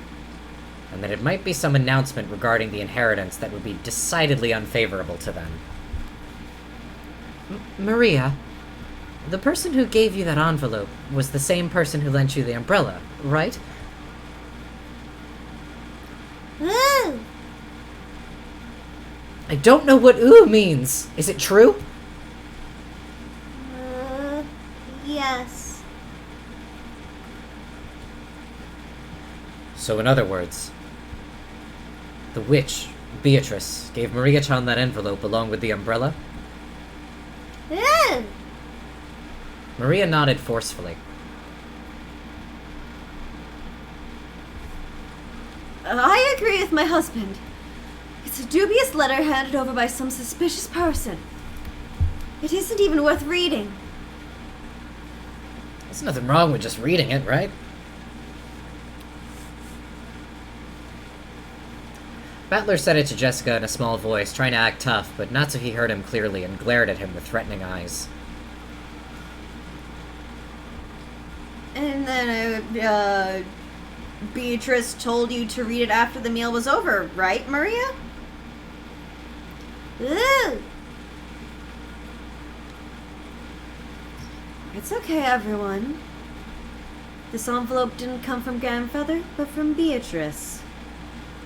Why can't we just hear what sits inside before we decide? Regardless of who actually wrote it. Regardless of who actually wrote it. There's just so much text, and there's not clear line breaks, so it's hard for me to notice where my lines begin and end. It is occasionally the readability gets kind of bad. Mm-hmm. Like there's not. Sometimes the drop shadow is not enough. Mm-hmm. That's right. Even if Father didn't necessarily write it, I'd still like to know what's written inside. Marie-chan, I'm sorry I tried to take it from you by force earlier. I apologize. Will you read it out loud in front of everyone? Maria, read it. Ooh! As all the relatives stared fiercely at Maria, she spread the letter open with a rustle. You think it really did come from Dad? Impossible. Whenever Father has announced something to us in the past, he would always send Genji if he didn't do it directly, correct? I cannot believe he would use such a joke-like approach. That's right. Maria, a messenger. That definitely doesn't suit Father's tastes. Rosa, could this be Maria-chan trying to surprise us by putting on some kind of show? Maria isn't really a kid who'd be capable of something so thoughtful. Gonna read it! Ooh! The words came out of Maria's mouth, but for some reason her voice seemed different from usual.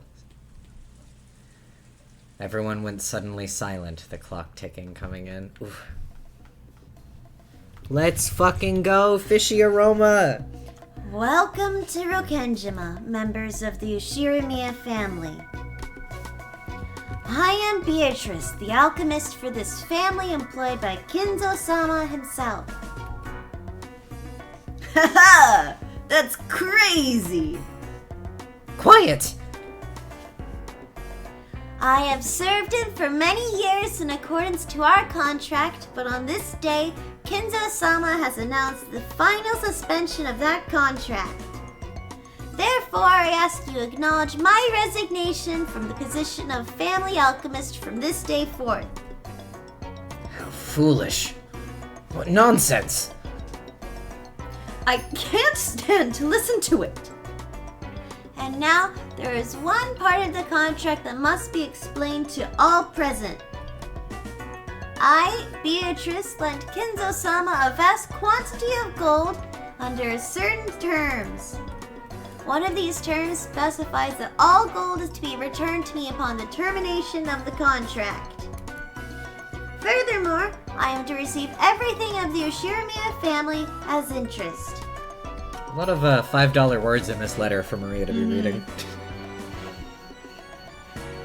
Ridiculous! Ridiculous! Oh my god, who is it? We'll never know. It's been ridiculous from the very beginning. So it's basically one of those things, right? It's one of those things, right? Yeah, one of those things. Doesn't it sound like just one... Doesn't it sound just like one of those contracts with the devil? The contract is expired, so they've come to collect the interest. Is she trying to grab some retirement money for her old age or something? What a cheeky witch. Battler-kun, now isn't the time to joke around. Battler made a face as if to ask, if I can't make fun of this, what can I make fun of? Some of the adults' faces were pale, while others looked dazed. After hearing this, you may feel as though Kinzo-sama has been savagely ruthless. However, Kinzo-sama did append a special clause to the contract so that you would have a chance to preserve your wealth and honor. If and only if that special clause is fulfilled, I will lose my rights to the gold and the interest for all eternity.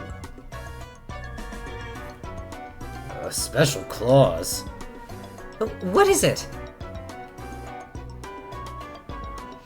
Special clause. Beatrice retains the right to collect the gold and accumulated interest upon termination of the contract.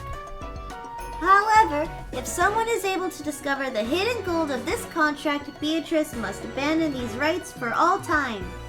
God, this song slaps There's no hard. fishy aroma. It's so good.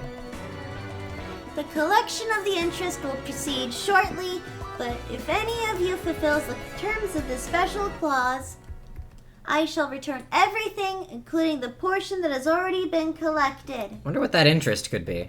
It's probably nothing. Yeah, don't worry about it. Furthermore, as the first step in this collection of Kinzo-sama's debt, I have taken possession of the Ushiramiya family head's ring, which signifies the passage of the Ushiramiya family headship from one individual to another.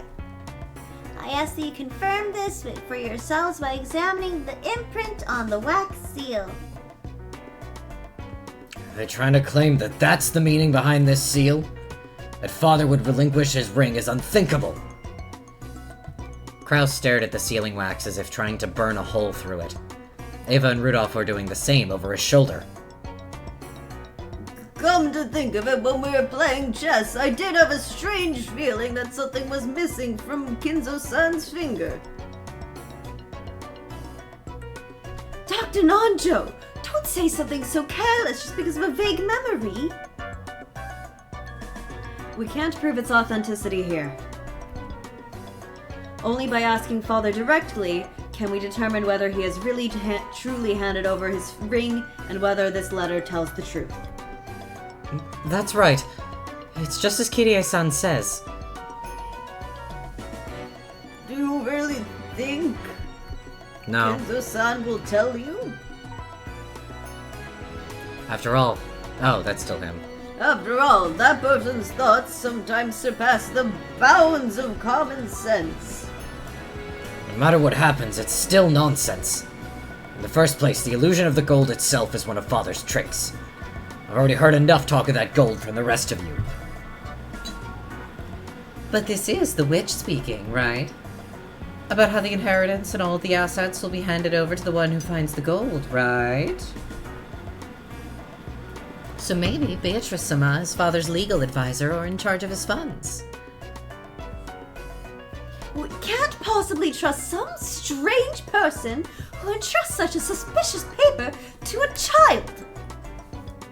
Aniki, we need you to be frank with us. Is it possible Dad's assets are being managed by someone you don't know? No, that's impossible! As the family head's representative, I control all of Father's assets. It should be impossible for anyone to do as they please with them without me knowing it. So, this must mean there are some assets you don't control, right, Kraus-Nissan? Oh, foolish! Such assets could not possibly exist. Oh, but there is such a thing. An asset of Father's that you don't control. There's no way such a thing could exist. No, it does. It's Father's, no, Beatrice's hidden gold. Let's keep it simple. In short, Dad had some trusted confidant that Aniki doesn't even know about. Furthermore, this person has always been in charge of watching and managing the gold. Or it could be some eccentric rich person who offered him a loan with rules like a devil's contract. Could it be that this confidant called Beatrice is trying to test which of Kinzo's children is most worthy to be financed by her gold? Kiria's question was one that all the siblings wanted answered.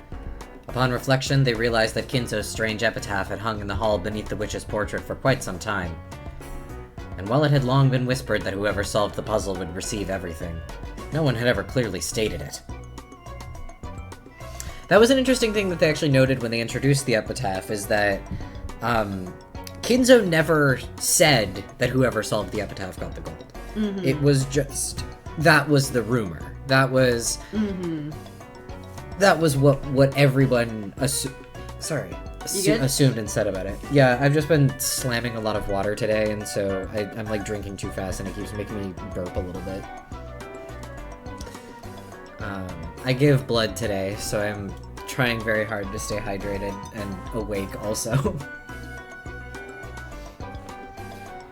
It was just something that everyone had hoped might be true. And right here, right now, the thing they'd hoped for had been clearly stated in Beatrice's letter. Clearly specified that everything of the Yoshiramiya family would be given to the one who found the gold.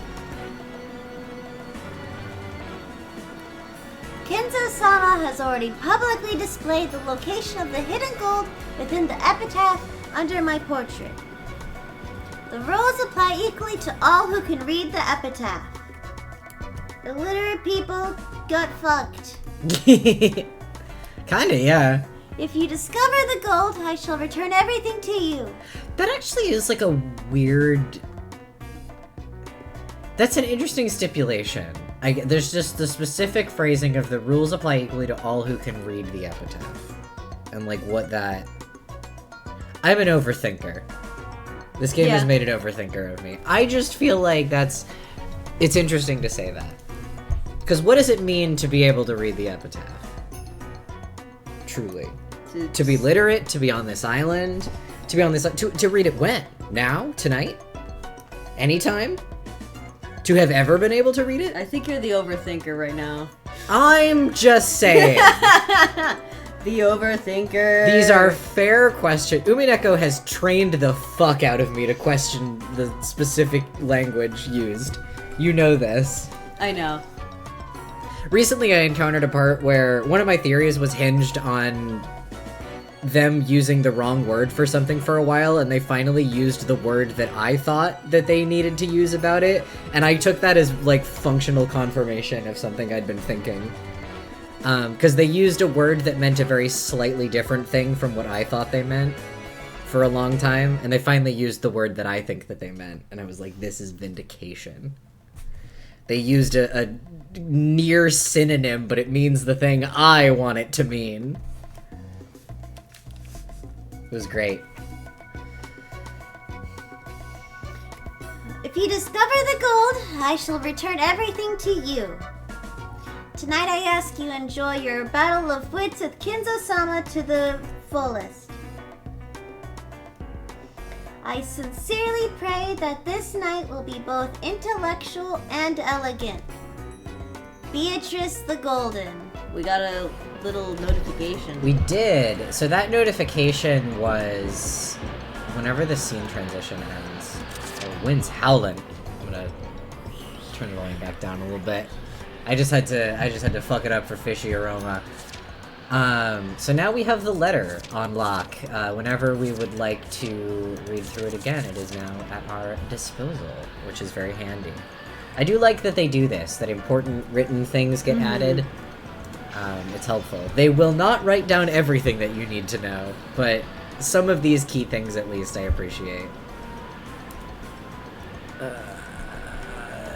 Father, I know you can hear me. Please respond. I don't know which of the siblings this is, but it's my line regardless. Yeah. The door to Kinzo's study was being violently, harshly beaten against over and over again like a percussion instrument. The yells coming from the other side belonged to Kraus, Rudolph, and sometimes Eva. It was the siblings who were trying to intrude upon Kinzo's study to question him about the truth behind that mysterious letter.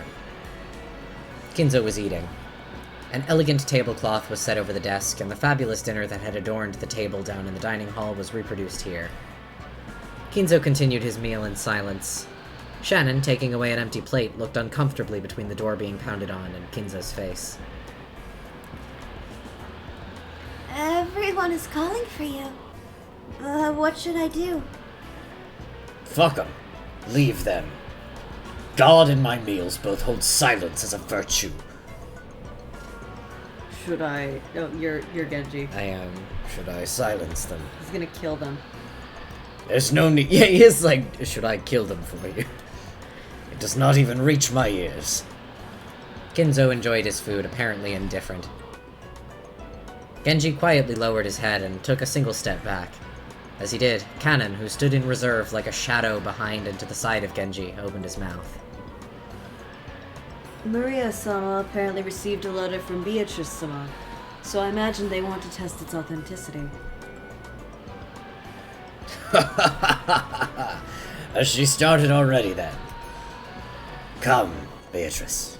I have no shortage of coins to be wagered. Shall we enjoy this night to the fullest? I don't think I'll lose.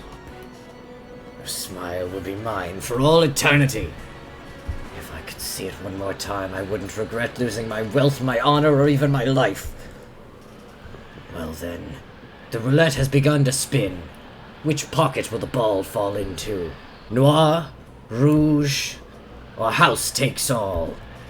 Come, you may begin, Beatrice. I'll show you the power of miracles once more. I made a mistake giving a very difficult voice to a very verbose man. Listen, it was the correct choice, though. He sounds like that is the problem. Like, what am I supposed to do about the fact that he objectively talks like that? It's an eensy bit early, but it is a good point for break at the separation of a chapter, do we think? Yeah. It is about 9. Yeah, it's just like a couple minutes prior, but I feel like this is as good a time as any that we're gonna get. Because I don't remember when the next chapter break is, but I think it's in a bit. So we'll take a quick break, grab a drink or a snack if you need one, run to the bathroom if you need to do such a thing, and we will be back in a few minutes. See you soon. We return. Hello. I love the soothing rain ambiance with the very obvious loop in the audio. Yeah. I love how it dips out there every now and again. There's just something about it. It's so much of the sound design in Umineko has such an old school charm to it that I really, really like a lot. It was made in, like, what, 2006? Yeah, 06, 07, something like that. It just has such a beauty to it. There's so much good, and the sound design's phenomenal. It just also is like, man, it's so of its time, and I love it very much. Let's get back to talking about that freaking letter. The strange letter that the witch had entrusted to Maria wiped all memories of dinner from our minds.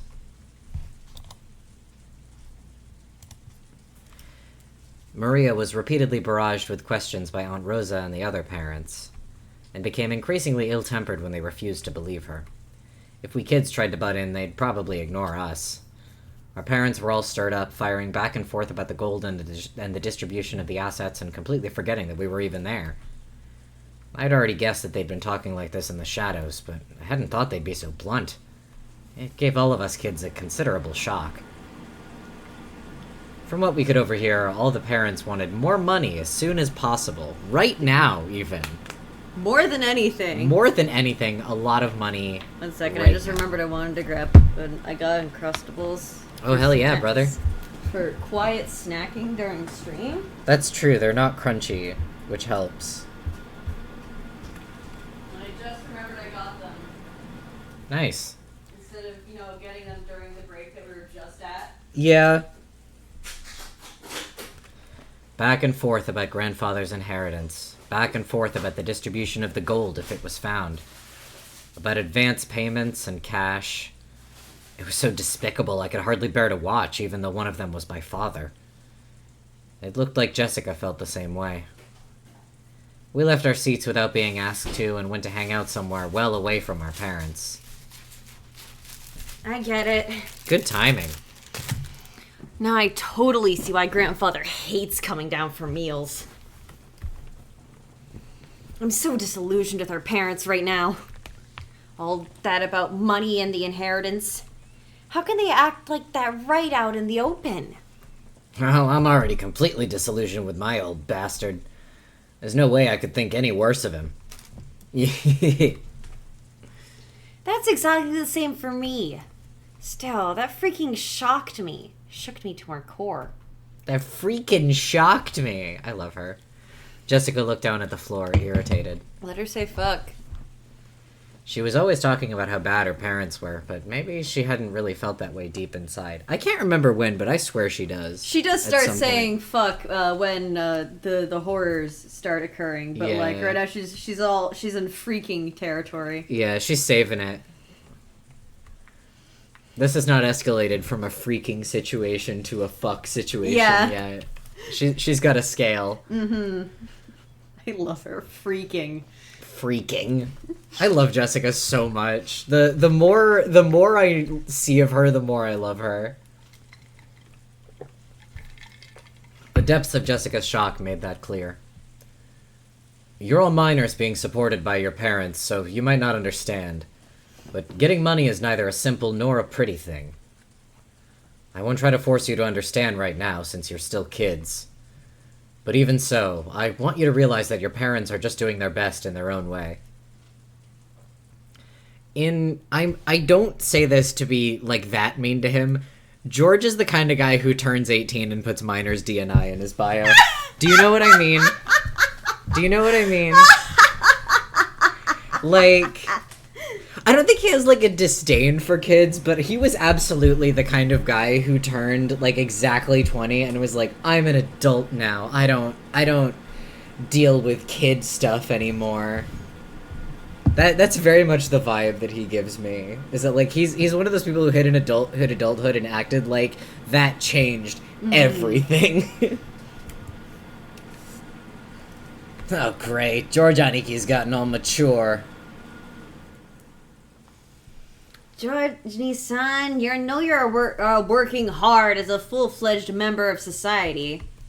But does that mean you turn into a shameless, greedy vulture like our parents whenever you start talking about money and assets?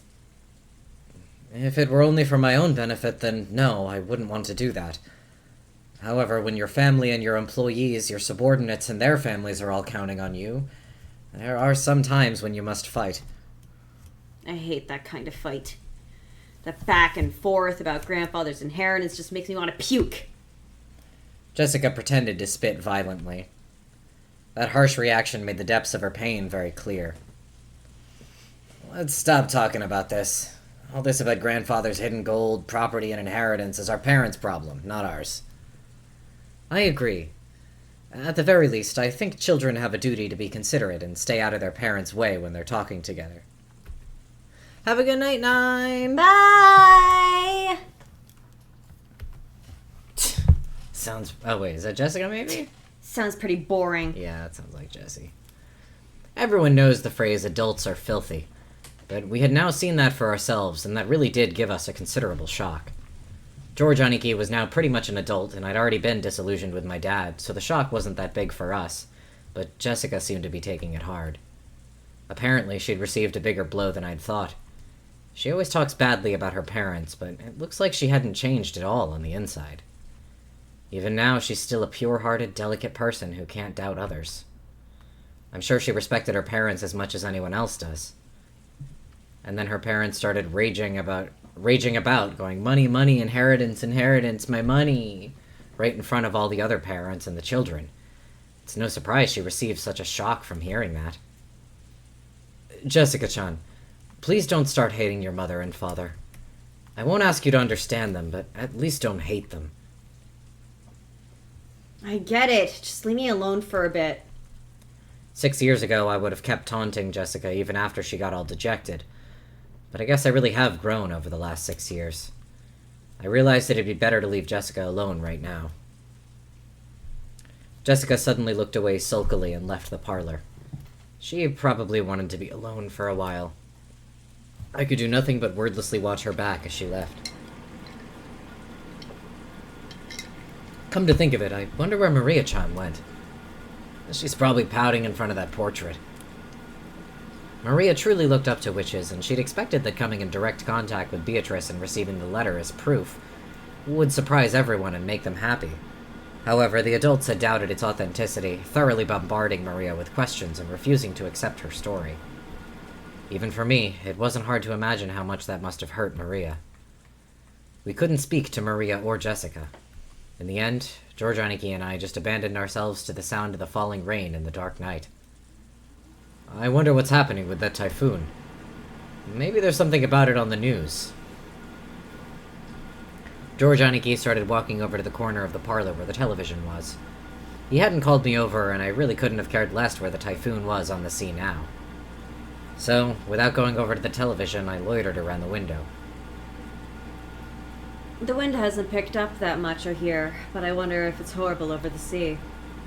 I did hear about a severe storm warning on the weather report. Ah, Kirie-san. I take it those big talks between the adults are going smoothly, yeah? She seemed to catch the sarcasm. Kirie-san shrugged. I wonder if the storm... Stomachache? Stomach ache? Oh, stomach ache. I'm...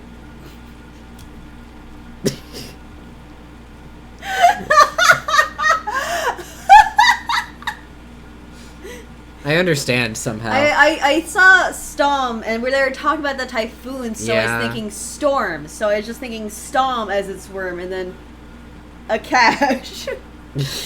So Stomach close. ache of a discussion will continue all night. It's not going to be fun. Well then, please enjoy playing vultures to grandfather's property as much as you'd like. I feel sick. I'll agree with you on that. If I could just slip away like you, I'd do it. Unfortunately, I can't.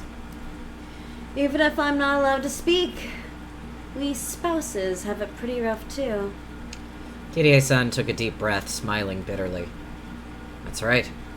They probably wouldn't let Kirie-san speak since she only married into the family. Still, as dad's partner, she's had no choice but to stay by his side and support him. She's probably had to bear the full brunt of this mental pressure much more than me. I wasn't going to apologize, but realizing that I'd spoken too harshly, I cut the sarcasm for the time being. So how does it look? Are they still stuck on the topic of the mysterious witch, Beatrice? More or less. Those 4 siblings are always piling up secret agreements when they come together to discuss the division of grandfather's inheritance. They're saying that some unknown 5th person has appeared and is trying to make things even more complicated, and there's no way that'll make for a peaceful conversation. Just when you think they're snarling at each other, they'll set up a common front. Natsuhine-san's not the only one getting headaches. On the one hand, they all want a larger portion than the other siblings, so they're all rivals. But on the other hand, they don't want 1 yen to be snatched up by anyone other than the siblings, so they're also all allies. I hadn't been told the details, but the siblings were apparently discussing how to protect their shares under various situations, setting up ceasefire agreements and rules to prevent anyone from getting an unfair advantage, even preparing to resort to legal action if absolutely necessary. That they would go this far to preserve their shares was so beyond disgusting that you just had to acknowledge their resilience. So basically, Beatrice is like an assassin sent by grandfather. He probably wanted to scare the hell out of his children for talking about the inheritance without him. Who is this Beatrice, I wonder? If everything she claims is true, then she's a mystery figure that no one knew about until today. And she also knows about grandfather's hidden gold. On the top of that, she was even entrusted with the head's ring. She must truly have been trusted by him. Well, obviously, I don't think she's a witch riding around on a broom. But there's no doubt she's a mysterious person who's earned the right to be called a witch. If only Maria-chan would go into more detail about that. Everyone's been smothering her, even though she's just a little girl. They really scared her, and some things they may have asked now can't be asked. I wonder if those people have Oh, sorry. I've ever read The North Wind and the Sun. This will never come up again. Nah, it's not important. Listen, if they make a literary reference in Umineko, forget about it instantly. You'll never Yeah, do it you'll again. never come up again. Umineko hates making literary references. They'll never do it. What we do know is that Maria received a letter from a person who took the name Beatrice. She sure is shy for a mystery person, entrusting Maria with a letter and hiding away even now, when she could have just appeared and talked to us directly. Hey, Balakun. Do you really think a person called Beatrice actually exists? Who knows? Doesn't it really seem like a false name? Like she's grandfather's representative, so she was given permission to take the name of the witch from his delusions? No, that's not what I meant. Right now, there's a total of 18 people here on Rokenjima. Ooh. Do you think there's a 19th person? Are there really a full 18 people on this island right now? Wondering about that, I began counting on my fingers, and it really did come out to that many. Do I think that a 19th person exists? What exactly do you mean? Just what I said. The person who lent Maria that umbrella supposedly wasn't one of us 18. So isn't it natural to assume that a 19th person exists? That this and that You good? this person lent Maria the umbrella. Oh, yeah, it sure looks that way. Then where exactly is this person now? At the very least, she must have been on the island when it started raining. And ever since that time, the weather has grown progressively worse. So taking a boat out would be pretty much impossible. In that case, that person must still be on the island, hiding from the rain somewhere. And without any of us spotting her. True, we've all been randomly prowling around all over the mansion and the guest house, but no one has bumped into a 19th person. But this island is huge. There might be other places to take shelter from the rain other than the mansion and the guest house. At about this time, I began to realize what direction Kirie-san's suspicions were taking us in. Kirie-san was denying that a 19th person existed. Beatrice was one of us 18. In other words, she thought someone we knew well was tricking us. If Beatrice is who she claims, she would surely be the most honored of guests. The most honored of confidants, trusted by grandfather. There's no way grandfather wouldn't give that kind of person a warm reception. She would surely have been ushered into the mansion. However, we haven't seen anyone like that. Wait a sec, isn't this line of reasoning a bit too hasty? Sure, no one spotted this person, but that doesn't mean you can deny the possibility that a 19th person exists, right? Maybe for some reason they landed on the island stealthily and have been hiding ever since. It's what they call a devil's proof. This concept will never come up again. Mm-hmm. It's easy to prove that something exists. If this Beatrice appears in front of us all and says hi, then it's settled. But it's impossible to prove that there's no 19th person.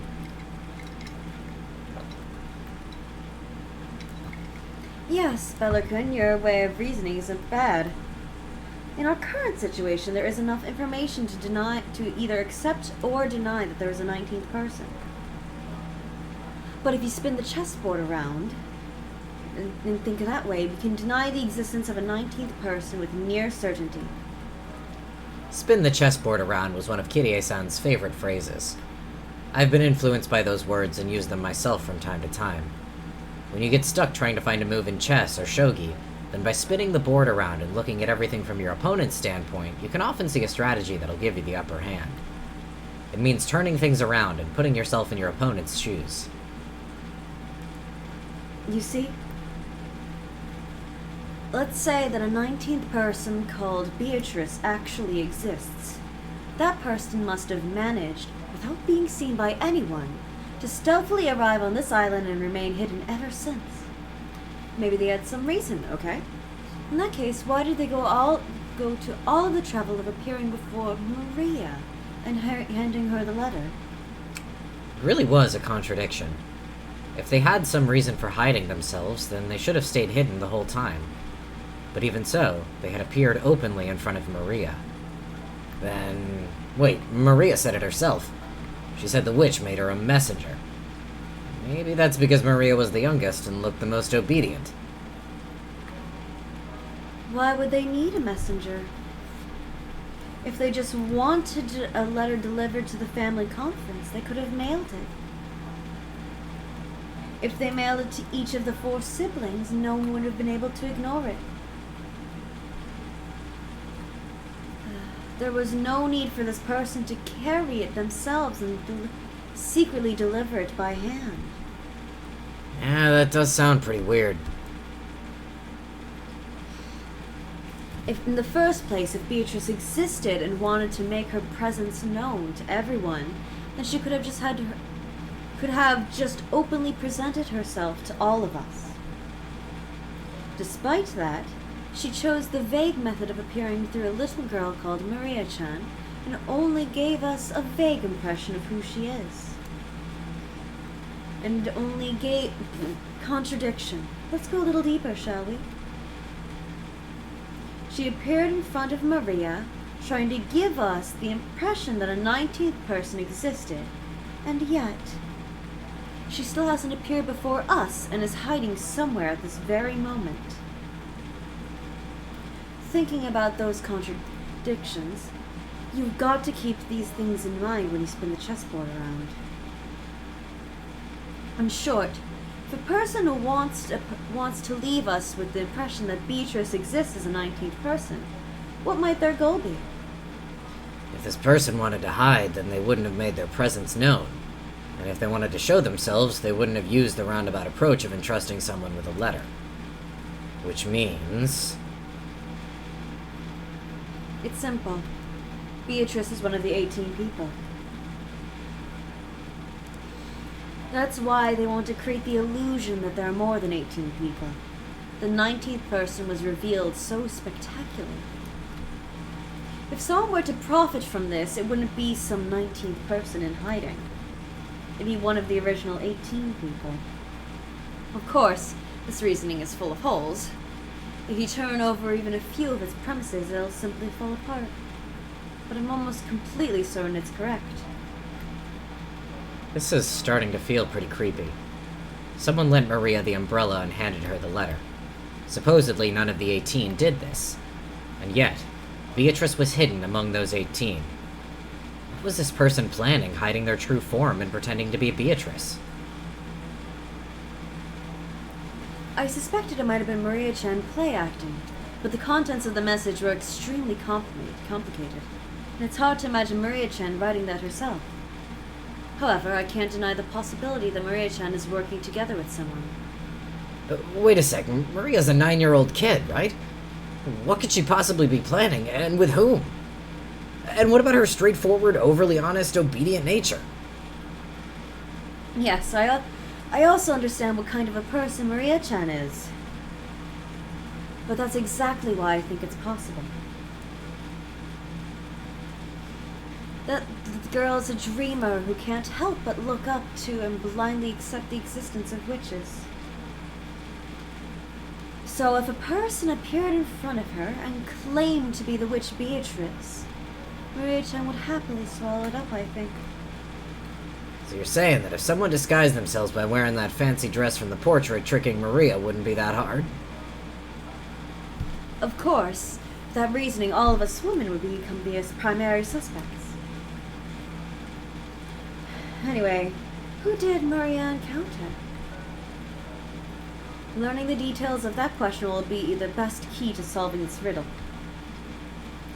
But this key has been firmly locked away inside Maria-chan's heart.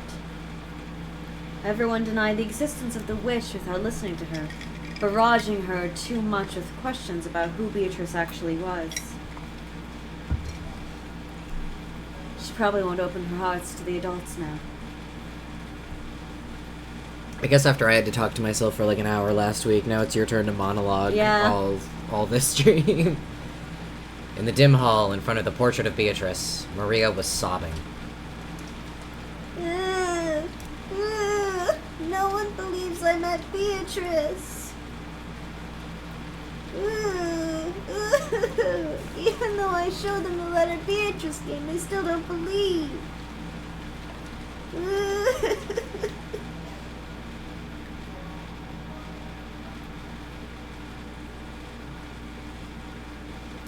I try not to skip over, like, all of the oohs, but I figure maybe not every single one. You know?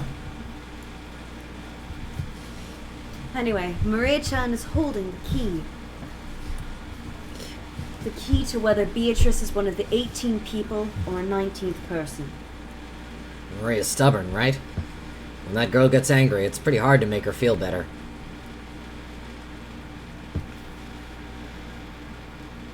Butlerkin, I think a kid like you would be better at cheering her up than an adult like me. After all, she's feeling better. Try asking. I know you don't care much about all this back and forth about the inheritance. But don't you find this Western mystery mansion exciting? Who in the world is this person who gave Maria-chan the letter? It makes your intellectual curiosity ache. You're actually pretty tough, considering you're still excited after being dragged through that endless money talk. Adults can be pretty amazing. I shrugged exasperatedly. But I did notice something. Kirie noticed how dejected I was after overhearing our parents' turbulent discussion, and was probably trying to clear the air. At the very least, I'd recovered enough to voice my complaints. She wasn't my real mother, so I've never felt like calling her mom. But it did make me think she's a real adult. Hey, brats, so this is where you were. Kirie, you really took your time fixing your makeup, didn't you? I think I'll make a habit of going out to touch up my makeup, too. I'm sorry. A woman's makeup takes a long time. Still you? So how's the discussion been without me? I'm sure everything was all peaceful and harmonious. Kirie-san poked the weak spot under my arm with her elbow. We decided to take a break to cool our heads a little. It looks like we'll be at it all night. Makes me want to cry. His way of talking hadn't changed, but he couldn't completely hide his fatigue. I couldn't say I was sympathetic, but he looked pitiful compared to his normal, energetic self. Still, that rain's just awful. I really don't want to go back to the guest house. It looks like Natsuhine-san set things up so we could spend the night here in the mansion. What'll we do? We don't need to decide until you're done, right? If you run so low on energy that you can't return to our room, then we can take them up on their offer. You're right. We can think about it later. What about you, Battler? If I stayed, I'd just get in the way. I'll be nice and go back over there. I see. Will you go back soon? I don't know. It'd be lonely to head back by myself. I'll gather all the kids and we'll head out. Okay. You go do that. Also, Battler, you won't be going to sleep that easily tonight, right? Yeah, I'll probably be up talking with the cousins. Sounds like we'll be up all night. Is there a problem with that? I see. If you're still awake when the adults' discussion is over, I want to have a little talk as a family. What? That doesn't sound like you. Apparently Kirie-san was thinking the same thing. What are you talking about? She asked him in a... Oh, what are you talking about? She asked him in a small voice. It looked like Kirie-san didn't have a clue what Dad meant either. I also want to talk to you about it, Kirie. I'll tell you later, so don't ask now. Please. I don't know anyone who neglects the concept of family as much as this old bastard. And now he's saying we're gonna have a talk as a family? Both Kirie-san and I couldn't help but get wide-eyed. Don't look so terrified. I'm the one who should be terrified. After all. At that point, he swallowed his words for an instant. Even though putting on airs of importance wasn't much like my dad. You're freaking me out, Dad. Everyone in our family's gathered here now, right? Don't make a big deal out of it and spit it out. Tonight, I will probably be killed. was a huge crash of thunder. It must have been really close. Dad's expression, brightly illuminated by the lightning, was burned into my eyes. Dad's face, which always looked so sure of itself and which always wore a taunting expression, was strangely frail in a way I couldn't really explain. It was so worn out that he looked like a different person. What? What are you talking about? That doesn't sound like you. Kirie? I agree. What happened? You look so timid all of a sudden. It's not like you. I'm gonna go fix my makeup, too. Don't follow me. Dad turned away, weakly. After that, only Kirie and I were left, still wide-eyed. What did he say? Tonight he'll be killed. You don't think that mysterious letter scared him, do you? He's been watching too many serial murder movies.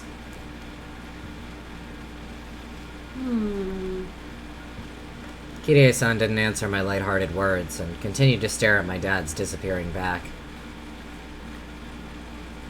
Pelican, when you told Rudolph-san to spill the beans right away, he left without telling us anything. Even though he said he had something to say to both of us, he didn't answer you. Why? Spin the chessboard around. What do you see? Well, when he said he wanted to talk but then couldn't, that's a contradiction. What, can you see something by looking from Dad's perspective? Yes, I could see something. He wants to talk about something. However, he doesn't have the courage to bring it up. So he actually means chase after me, talk to me, ask me about it yourself. By saying, don't follow me, he actually means the opposite. He actually means follow me and force me to answer. Seriously, what a spoiled brat. What? Can you really call that reasoning? That's ridiculous. It can grade private and police detectives deduce the emotions and feelings between men and women? They can't, right? Figuring out all the feelings of the opposite sex is an even more advanced art than exposing the tricks in difficult crime cases. If you ask me, romance novels have much deeper mysteries than masterpiece mystery novels. I see. Is that how it is? I'll stand alongside that spoiled brat. He normally loves to bluff, but tonight he's completely tired out from that heated discussion. He probably wants someone to lean on at the moment. And responding to that need is the role of his partner. Ah, sounds passionate. And I'll leave that old bastard in your hands. Yes, leave it to me. I called out to Kirie-san's departing back. What? I wanted to say thanks. Thanks to you, my gloomy mood has cleared up a lot. That's good. Communication is important. After answering with a wink, Kirie-san followed after Dad.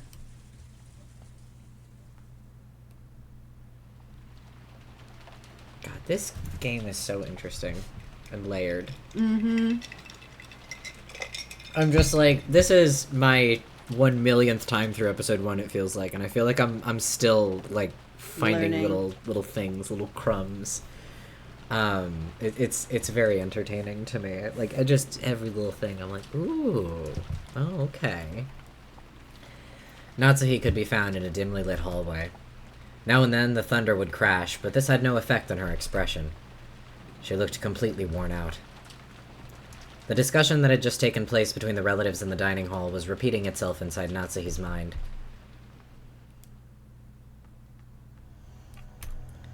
Beatrice had proclaimed that in addition to the gold, all of the inheritance and property of the Yoshinomiya family would be given to the person who could solve the riddle. In other words, she planned to undermine the absolute guarantee that Kraus, as the oldest brother, had to succeed the family head. Originally, the other siblings had absolutely no chance to inherit the headship. To them, this proposal by Beatrice was extremely desirable. It was obvious that they would accept it. There was no need to play some clumsy detective game. Natsuhi knew that this so-called 19th person, Beatrice, couldn't exist. Naturally, Beatrice was nothing more than a fictional character used to pass a message that Kinzo had written himself. As proof, Kinzo had remained stubbornly neutral as to that letter's authenticity. He was completely ignoring these reckless claims that he shouldn't be able to ignore, that he had given up the head's ring. In short, Kinzo had wordlessly admitted that the letter held his own message. Most likely one of the servants had given Maria the letter. Kinzo had probably worked out an elaborate plan where the dress from the portrait would be prepared and someone, probably Shannon, would be made to wear it and deliver the letter and the umbrella. By doing that, he could make it seem like the witch from the portrait actually existed. No, if anything, that alone was proof that Kinzo was behind all this. In that case, it was the same as Kinzo trying to butt in on the siblings' private discussion. Then Kinzo, by announcing that he'd give everything to the person who solved the riddle, could weaken Krause's overwhelming advantage. Now it was certain. Kinzo had eavesdropped on the siblings' discussion in the parlor earlier that day. So he had known how Krause had staved off the attack by the other three, and to make the scales of the battle go back into balance, he had sent out this strange letter which benefited Krause's rivals. He was trying to push this crazy theory so that Rosa, who had a weak position among the siblings because of her age, would join with Ava and Rudolph. Then, with a 3-to-1 advantage, they'd be able to overwhelm Krause yet again and make their ridiculous theories get accepted by force. And by doing that, he gave them the power to resettle what had once been a nearly decided conflict. They had now started repeatedly pressing Krause to pay them a large amount of money, right now, using the condition that all the siblings would guarantee Krause's position as the successor. Talk about advance payments was being brought up again, despite having been rejected once. Of course, even without the story about the hidden gold, the Ushidamea family's store of wealth was vast. That store of wealth alone was more than enough. Even if the hidden gold was buried forever along with Kinzo's death, there would be more than enough to satisfy. Therefore, even if they weren't that interested in the gold itself, Kinzo had managed to instill the lifelong fear that, on the off chance that someone found the gold, that person would be granted the headship. And this kind of Achilles heel would definitely be taken advantage of by someone sooner or later. The only person with this fatal weakness was the successor, Krause. The other siblings had they had been told by Kinzo about something that only Krause could lose, and they had thoroughly taken advantage of that. Natsuhi, as Krause's only ally in his painful position and as his wife, wanted to fight alongside him. She kept trying to explain to him that the existence of the gold itself was a farce and that there was no need for him to compromise. Krause had always told Natsuhi. He had told all of the siblings. He always said that the hidden gold was nothing more than an illusion created by Kinzo. Therefore, Natsuhi had believed it as his wife and had supported her husband on that foundation. Even so, Natsuhi's words didn't reach Krause. Even though Natsuhi had fought so hard and had lent all of her strength, he continued to fight by himself and was trying to compromise with the other 3 siblings. Natsuhi sadly and weakly wondered why she could not be of use to him, then started getting angry. It had happened when everyone decided to take a short break to cool their heads. Natsuhi had flared up against Krause. Enraged, she had asked why she could not be useful to him. He had then told her that he wanted to talk about something, and invited her into a room that she was normally not allowed to enter. That room had been sealed with a heavy-looking padlock, and just looking at it had given her an uncomfortable feeling.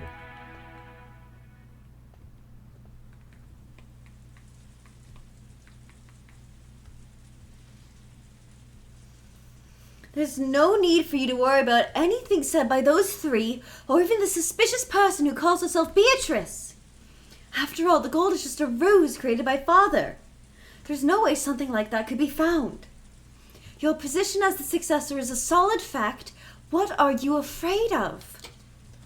Krause removed the padlock on the door. He then motioned for Natsuhi to enter. Enter. What is this? There's something I want you to see. I've never shown you this before.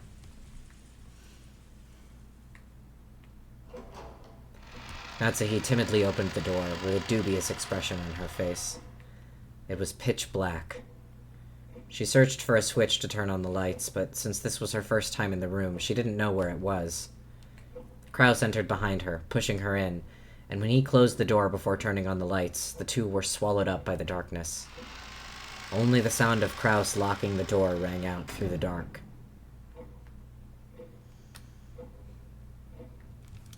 What are you doing? The lights. I'm turning them on now. I am turning them on now. You're the one who turned on the lights. Yeah. Wait. Just as he said, when Kraus pushed a switch on the wall, a flickering light turned on and lit up the room. That is... Natsuhi had her breath taken away. The room had no windows, and at a glance it appeared to be empty. In the middle of the room, a small round table had been set, and the lights brightened only that table as if it were the leading part in a play. On top of the table, a red tablecloth of elaborate design had been set out, covered with dust, and on top of that, something about the size of a grown man's arm had been set down. That something took Natsuhi's breath away.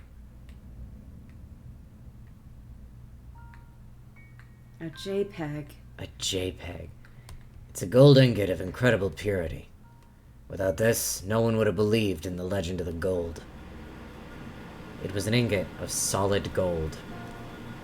Even in the faint light, it sparkled with a noble and dignified glint. This is not a proper ingot. I don't even know whether it was cast inside or outside the country. It took a high level of skill to make the purest of solid gold ingots. And in order to verify that purity, it was standard to have the original foundry and the name of the bank that guaranteed it imprinted on the gold. However, this ingot did not have that kind of seal. This mysterious gold bar had come from an unknown foundry. Look here. There's nothing to be afraid of. It's just a bar of gold. Natsuhi, following Kraus's words, timidly approached the ingot. Right there. Kraus pointed at the surface of the ingot. Natsuhi concentrated on that section. Right there was the thin imprint of the one-winged eagle crest. Natsuhi's breath was taken away once again. That's right. This is the legendary ingot that Father said he received from the witch and that the president of Marusu witnessed and was allowed to select at random to take back with him. It gained the trust of the fixers in the business world. I had to use all possible means to find it. I found it before the other siblings could. How could... Then, the legend of Father's gold is... It actually exists.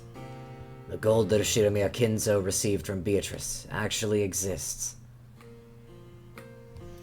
Impossible! So it really does exist. Natsuhi was shocked. Kraus had always said that Kinzo's gold was just a fabrication, so she had believed it as his wife. However, the reality was different. Since he held the definite proof, he had been more certain than any of the other siblings that the legend of the gold was true. Because of this, Kraus was deeply frightened at the possibility that someone other than himself would find the gold he'd failed to find, costing him everything. But to Natsuhi, this truth was more than enough to split open her heart. She had thought that, as Kraus's wife, she should be his closest confidant, which was why she had selflessly supported him. And yet, he had hid this fact from her until today. Why? Have I been so undeserving of your trust? That has never been my intention. There was simply no need to tell you. Is that all a wife means to you? Calm down. Becoming passionate easily is one of your bad habits. God, I hate Kraus. He sucks. He constantly feels like he is, 2 degrees of separation away from calling her a hysterical bitch. Yeah. You're the one who's making me like that, aren't you? I've been supporting you as a wife ever since I married into this family. Divorce that beast and get with a real man like me. Truly. For your sake, I threw away my family that I had been born into, and I've been offering up my heart and body to serve you. And in return, this is what I get? How could you? Kraus grimaced, looking annoyed. His expression effectively communicated how much he disliked this part of Natsuhi, even if he didn't say it out loud. It doesn't look like I will be of any use to you anymore. That's fine. I can resolve the troubles with the siblings by myself. I don't need your help.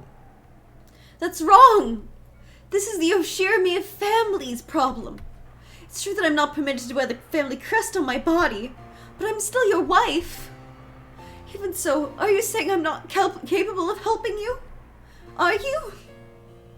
I especially wouldn't want to risk getting you involved. It would probably make your headaches even worse than they are now. Take a rest for today. The siblings will deal with the siblings' problems. It has nothing to do with you. That is all. Jesus. God. Natsuhi kills me. Yeah. She really does. A dull headache tormented Natsuhi. No matter what medicine she took, no matter what scents she burned, it wouldn't heal. In fact, simply wandering alone through the dark corridors and listening to the sound of the rain seemed to be a better cure. I may be Natsuhi, but I will never be Oshirimiya Natsuhi. Was never. But I was never Oshirimiya Natsuhi. I have been despised and treated as a borrowed womb, and insulted when I couldn't even fill that role. But even now, even my husband has... Even so, I have tried to properly perform my duties as a wife, but now even my husband has rejected me. I've done my best raising my daughter as if it were the last job left to me. However, I have no release from my anger and sadness, and they've caused me to subconsciously strain that relationship too. Because I've been excessively strict in Jessica's education, she dislikes me thoroughly. She despises me as having no interest in anything but grades. There is no longer anything I can do for the Oshirimiya family. That's good. That's no good. Despite it all, I must help my husband and beat back the schemes of the other greedy siblings.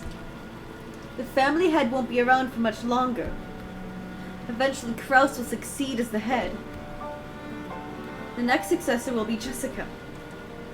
Strictly speaking, the man who enters the family by marrying Jessica will be the next head, but it comes to the same thing. I have to make Jessica an excellent successor whom everyone will accept as worthy to take over the Oshirimiya family. In the days to come, the greedy Oshirimiya Eva will be probably plotting to find some downfall with the main family. And if it all goes to plan, Jessica will be dragged down from succession, with George set up in her place. It's regrettable, but George is a man, and even more, he has matured as a person. Below average, compared to Jessica, who is right in the middle of her rebellious period and whose grades are slightly below average, can be seen at a glance who is more fit to succeed as the head. In order to secure Jessica's position, I need to turn her into an excellent person. And after doing that, I want to find her an excellent husband worthy of the excellent person she will have become. A wonderful man who will truly accept Jessica and stay with her through all of life's joys and sorrows. Natsuhi. Was Natsuhi trying to entrust her daughter with fulfilling some desire of her own? Natsuhi thought back to the days when she'd had no choice but to marry into the Oshirimiya family because of that unavoidable fate. She had tried to block that from her memory. She had consciously forgotten it, and had actively attended to the life she'd been given as Oshirimiya Natsuhi. And in so doing, she had built up a new life. But just now, it felt like all of that had been casually rejected. How should I think as I live my life? I do not know. Natsuhi helplessly rested her head against the glass of the window. I have to go to the bathroom real quick. I'll be right back. Have fun. Sorry. I'm gonna eat a sandwich while you're there. Have fun. I return. The glass, which was cool thanks to the raindrops beating against it, felt somehow refreshing. Even though it should have been emotionless, right then it seemed to be the only thing that could understand Natsuhi. At that point, even if someone had appeared, Natsuhi didn't intend to pay any attention to them. But she did pay attention, because it was her beloved daughter.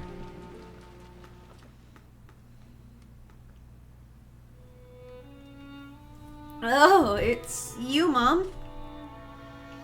What the heck are you doing in a place like this? I thought you were a ghost. Just like always, her words were rough and not at all like a girl's. Instinctively, words of rebuke rose to Natsuhi's throat. However, their strength gave out and they didn't escape her lips. Jessica, forgive me, but my headache is awful. Oh wait, sorry, I skipped a sentence. Please leave me be. I see. Jessica was seeing her mother in a position of feebleness for the first time, so she was considerably disconcerted. The fact that, like, so much about her parents is coming as a surprise to her tonight is so telling about how little her family seems to fucking interact. Mm-hmm. It truly seems like these people do not talk to each other. Just point blank. Yeah. It's they are very cold and very distant in a lot of ways, it seems like. I mean, even down to the detail that, like, Natsuhi and Kraus have their own rooms. Yep. They do not have, that we know of, a shared bedroom anywhere.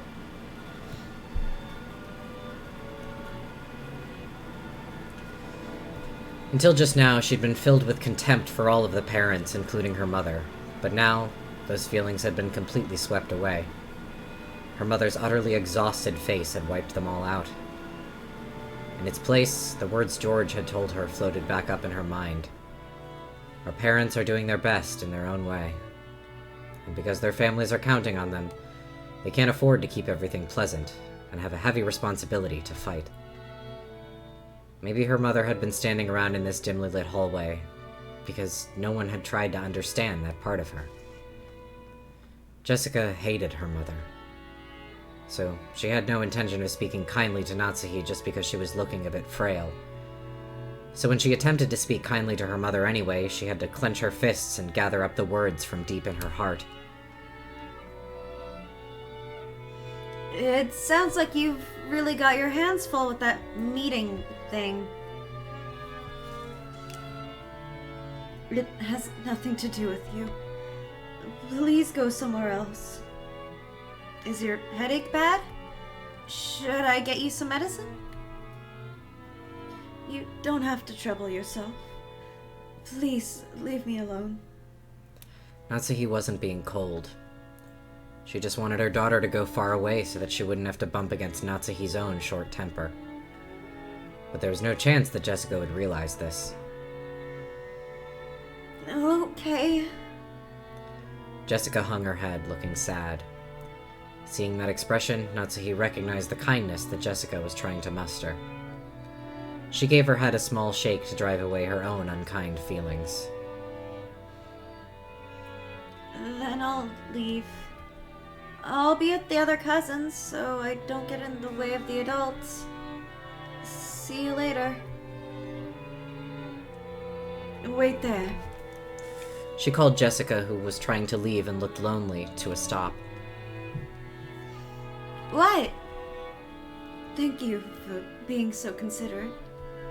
It isn't good of me to go to sleep and leave you... Sissel! You just knocked over a pill bottle. Sissel! You just scare yourself? 1 second. Poor thing. I'm gonna make him even more of a poor thing in just a second. What are you doing?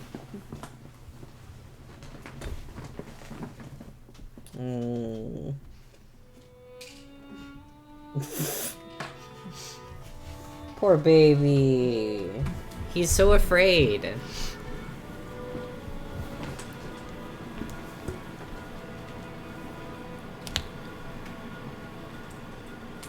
Don't talk like that. You'll bring bad luck. I've made you worried. But I'm okay now. I will go. If I let my daughter see me this feeble any longer, it'll only make her feel more uneasy. With that thought in mind, Natsuhi left Jessica with words of gratitude and made to depart.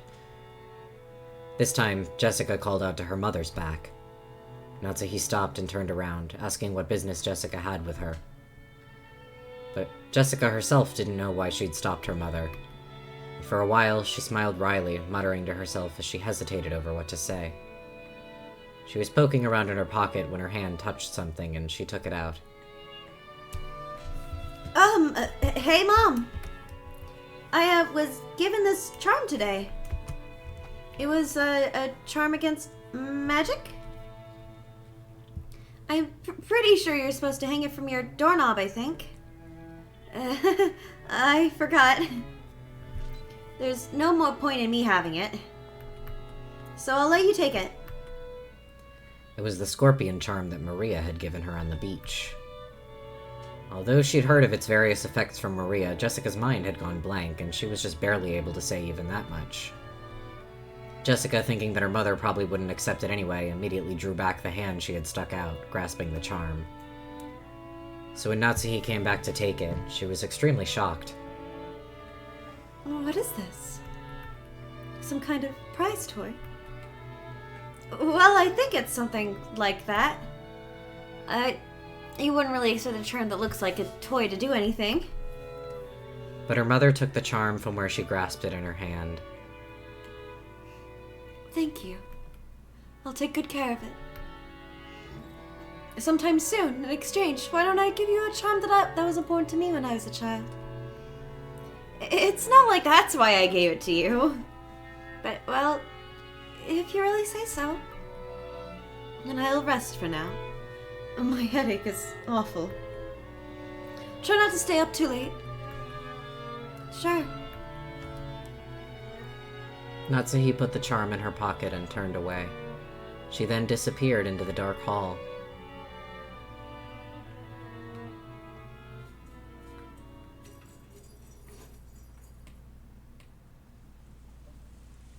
It seems the weather will be like this all day tomorrow after all. Dang, that makes the good weather we had earlier feel like a lie.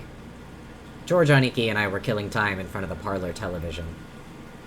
At that point, Jessica returned. God, that scene is so sweet. It is. Jessica and Natsuhi. I think about it a lot.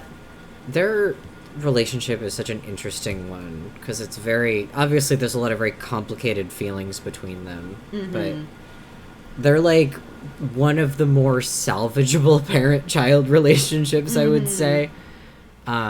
Like, I don't know, you really get a sense of, like, there's hope for them. Yeah, they care about each other. It seems just like... I'm not gonna get into it, but it's just like, it reminds me of moments I have had with my own mother. Yeah.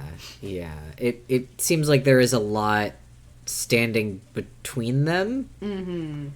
But, I don't know, something about the way they interact, it doesn't feel insurmountable either. It's very interesting. Her face was still blank, but it looked like she'd calmed down a little since we'd last seen her. Is Maria still in front of the portrait? Nope. She just came back, and she's sleeping over there on the sofa. It's getting pretty late for her, after all. Looking at the clock, I saw it was a little past 10 p.m. Even if we were planning to stay up all night, it was about time to head back to our room. Well, my mom did have a room prepared for us in the mansion. What'll we do? I'd rather head back to the guest house. Going by what we saw of our parents, I think it'd be better if we weren't in the mansion. I agree. Feels like they're telling us kids to mind our own business and stay out of their way. Let's be good little boys and girls and do that. As we were talking about this, Aunt Rosa came into the parlor. She was looking all over restlessly, probably trying to find Maria. Aunt Rosa, if you're looking for Maria, she's over there on the sofa. Thank you. My, she's out cold. We must move her to a bed. If you'd like, I'll carry her over to a bed. Thanks, that would be wonderful. Are you all heading back to the guest house? Or are you going to stay in the room Natsuhine-san had prepared here? We were just talking about that. We just decided to head over to the guest house. I see. Then, could I ask you to take Maria with you? I'd feel much more reassured if she stays with all of you cousins. Behind those words, she seemed to be concealing some regret that the adults, herself included, had deeply hurt Maria's feelings. Leave it to us, Aunt Rosa. After all, we do have an expert at comforting Maria with us. Are you talking about me? I couldn't do it myself. We'll need everyone together. That's right. Valor, weren't you the one who hit it off with Maria when you were messing around earlier? As we said this, Aunt Rosa smiled, looking truly happy. Thank you, everyone. It looks like our meeting will last until very late. So, while I'm sorry to burden you like this, I'll be counting on you all to take care of Maria. Hey, Maria, are you sound asleep? We're going back to the guest house. Maria muttered something indistinct, rolled over, and fell back asleep. It looked like she was sleeping deeply. She's really out cold. I'd hate to wake her. Right, I'll carry her. Maria's body was much lighter than it looked. I lifted her up and put her on George Aniki's back. It was raining hard outside, and Aniki couldn't hold an umbrella and carry Maria at the same time. It looked like Aunt Rosa would come with us as far as the guest house to help out. However, when she heard Uncle Krause's voice call out to her, she had no choice but to return. Now that's a problem. I have to go back now. Is everyone returning to the guest house? After we left the hall on the way to the entrance, the door to the servant room opened and Shannon-chan stepped out. It's grown very dark, so allow me to guide you. That would be great, Shannon-chan. George-kun is going to carry Maria there. Could you hold an umbrella for him? Yes, certainly. Shannon-chan brought umbrellas for each of us and a flashlight to guide the way. As we opened the front door, the downpour was quite terrific. It looked like we wouldn't have any spare time to take a pleasant walk and enjoy the nighttime rose garden. Aniki, she too heavy? Want me to carry her? It's okay. I can at least carry Maria-chan. I'm truly grateful.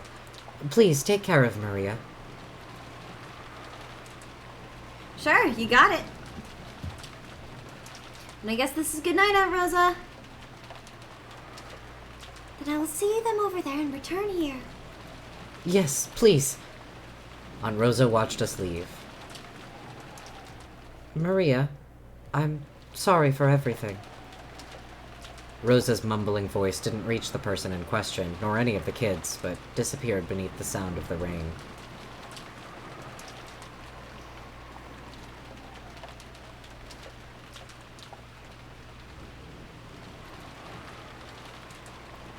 After cutting through the rainy rose garden, we arrived at the guest house. Ah, if only I'd applied for the position of Maria Carrier. I'm gonna kill him. We have to put him down. That's not why I did it. It's a misunderstanding. I thought if I didn't walk like this, George-sama would get all wet.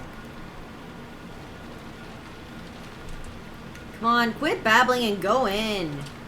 After being urged on by Jessica, we folded up our umbrellas and went into the guest house. Has anyone gotten their clothes wet? I can bring some towels if you'd like. You don't need to worry about us that much. Thanks, Shannon-chan. Ah, that's right. We were planning to play cards or something. Would you care to join us for a bit? Huh? Huh? Who had the night shift on today's schedule? I believe you have a special schedule during the family conference. I think there's been a few alterations have been made, so I will go and check. Wait, if you have to go all the way back to the mansion to find out, don't force yourself. Oh, it's alright. I can't find out the servant room. I can find it from the servant room in the guest house. Please excuse me for a short while. Shannon-chan gave a quick bow and went into the guest house servant room. The rest of us headed for the cousin room and decided to put Maria to bed for the time being. Maria was sleeping very deeply, and there was absolutely no sign of her eyes opening. For now, we'd get some soft drinks out of the room's refrigerator and drink those while playing cards or something. It's gonna be like they've got a refrigerator, but it is like a hotel room. Mm-hmm. It is supposed to be like a prototype hotel. Yeah. Oh, Kanigan! And you're here too, Genji-sama. What has happened with tonight's shift?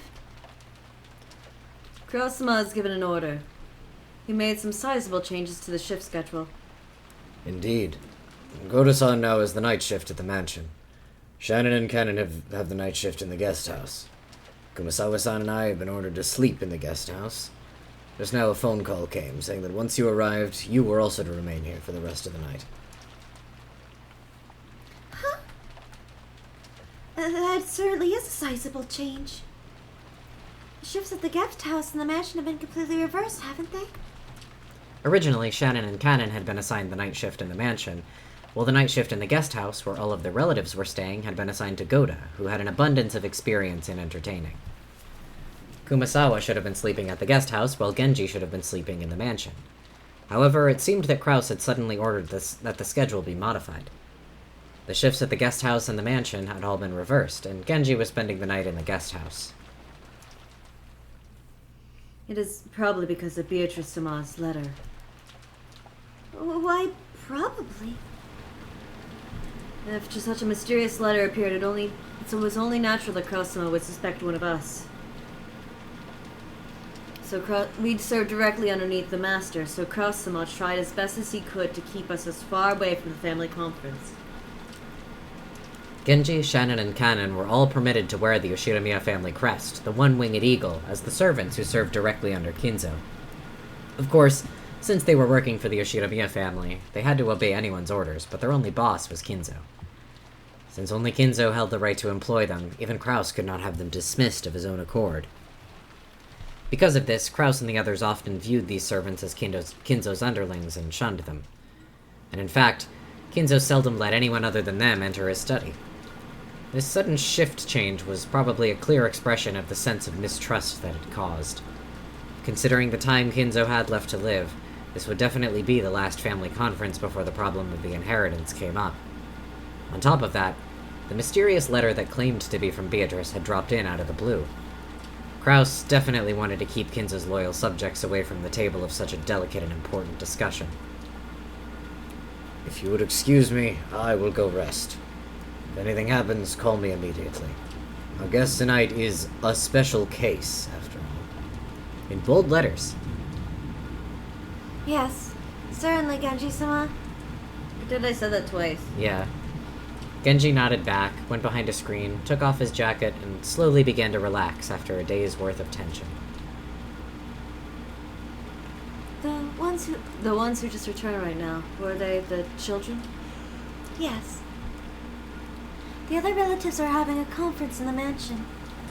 It looked like it would drag on for quite some time. And we've got it easy. It's already this late, and there's this weather. The rest of the relatives will probably spend the night in their rooms in the mansion. Yes, probably. I'm only saying this because Genji-sama isn't around, but I'm a little happy I was sent to the guest house, I guess. Oh. Why is that? Because you can stay away from Madame and Eva-sama, those bullies? Or do you have another reason? It's not as though I have another reason. I see. Let's do our best together with our night shift. I'm counting on you, Nei-san. I really like how much this specific canon sprite looks like the TBH creature. I don't know if I've said that before. You but, haven't, because otherwise that would be stuck in my brain. Do you know what I mean? Yeah. Do you see it? Do you see my vision? I see your vision. He looks astonishingly like it now that I think about it. Just now, I was asked to go to the children's room and play with them.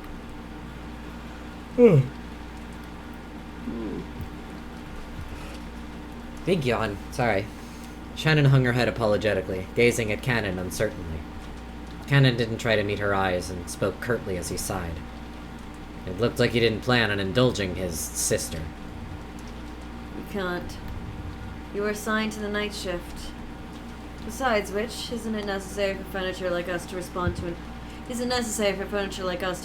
an invitation to play? You understand, right? Yes, I do understand. Aww.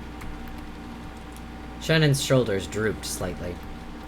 She had already expected that Cannon, a stickler for rules, would say something like that, but she still seemed a little discouraged.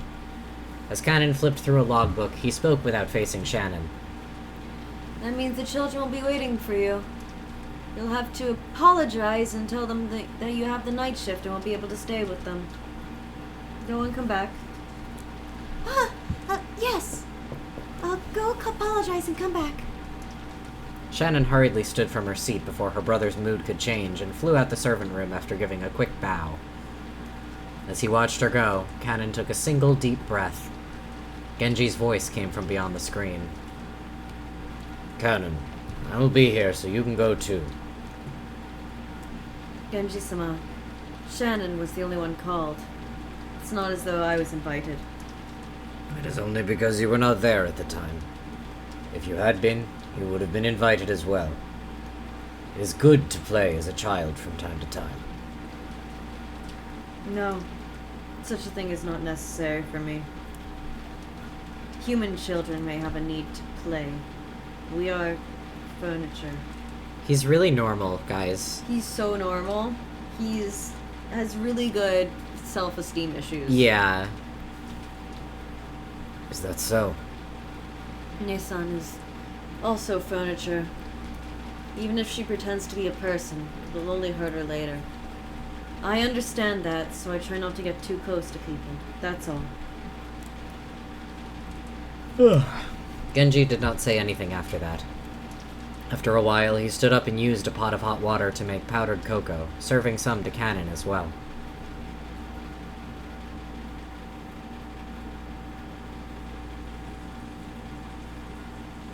Is that for real? I had no clue. Dumbass, you're too loud. You'll wake up Maria. Battler was so surprised that he yelled obnoxiously and scattered his cards everywhere. His voice caused Maria to turn over once, but she soon fell back into a deep sleep. Jessica gave him a jab and he lowered his voice. Still, seriously, now that you mention it, they really did have that kind of atmosphere, didn't they? Ah, now I see. So George Aniki is... George couldn't be seen anywhere in the room. A short while ago, when Shannon came into the room, George suddenly said that he'd forgotten something in the mansion and needed to go back and get it. Shannon said she would guide him, just like she had on the way out to the guest house, and the two of them departed together. Well, there's actually been signs of it for a while now. You know, questions about hobbies and favorite things. I always thought it was a bit much for a passing interest, and look what's happening now. What's happened now? Come to think of it, I get the feeling George Aniki's always been overly nice to Shannon-chan. Now I get it. I think now would be a great time to take a break. There's that. Alternatively, we can push till midnight, because I don't think it's that much longer, unless the scene is a lot longer than I remember. I think the scene is a bit longer than we remember, but we can push for midnight. I would be fine with breaking entirely here. on your... I would be a-okay with chilling here and picking this up again next week. I'm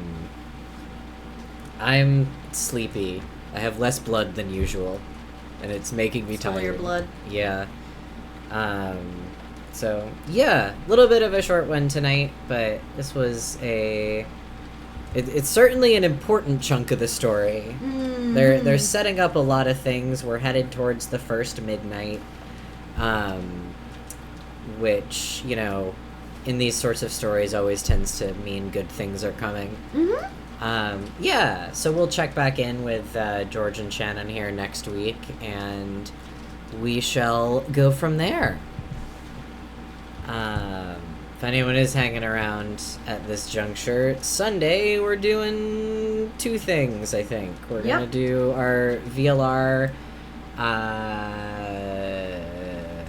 the password tier list stream. I have to, like, triple check that I have everything all lined up for that. We're gonna be arguing about safe passwords for, like, however long. It'll be great.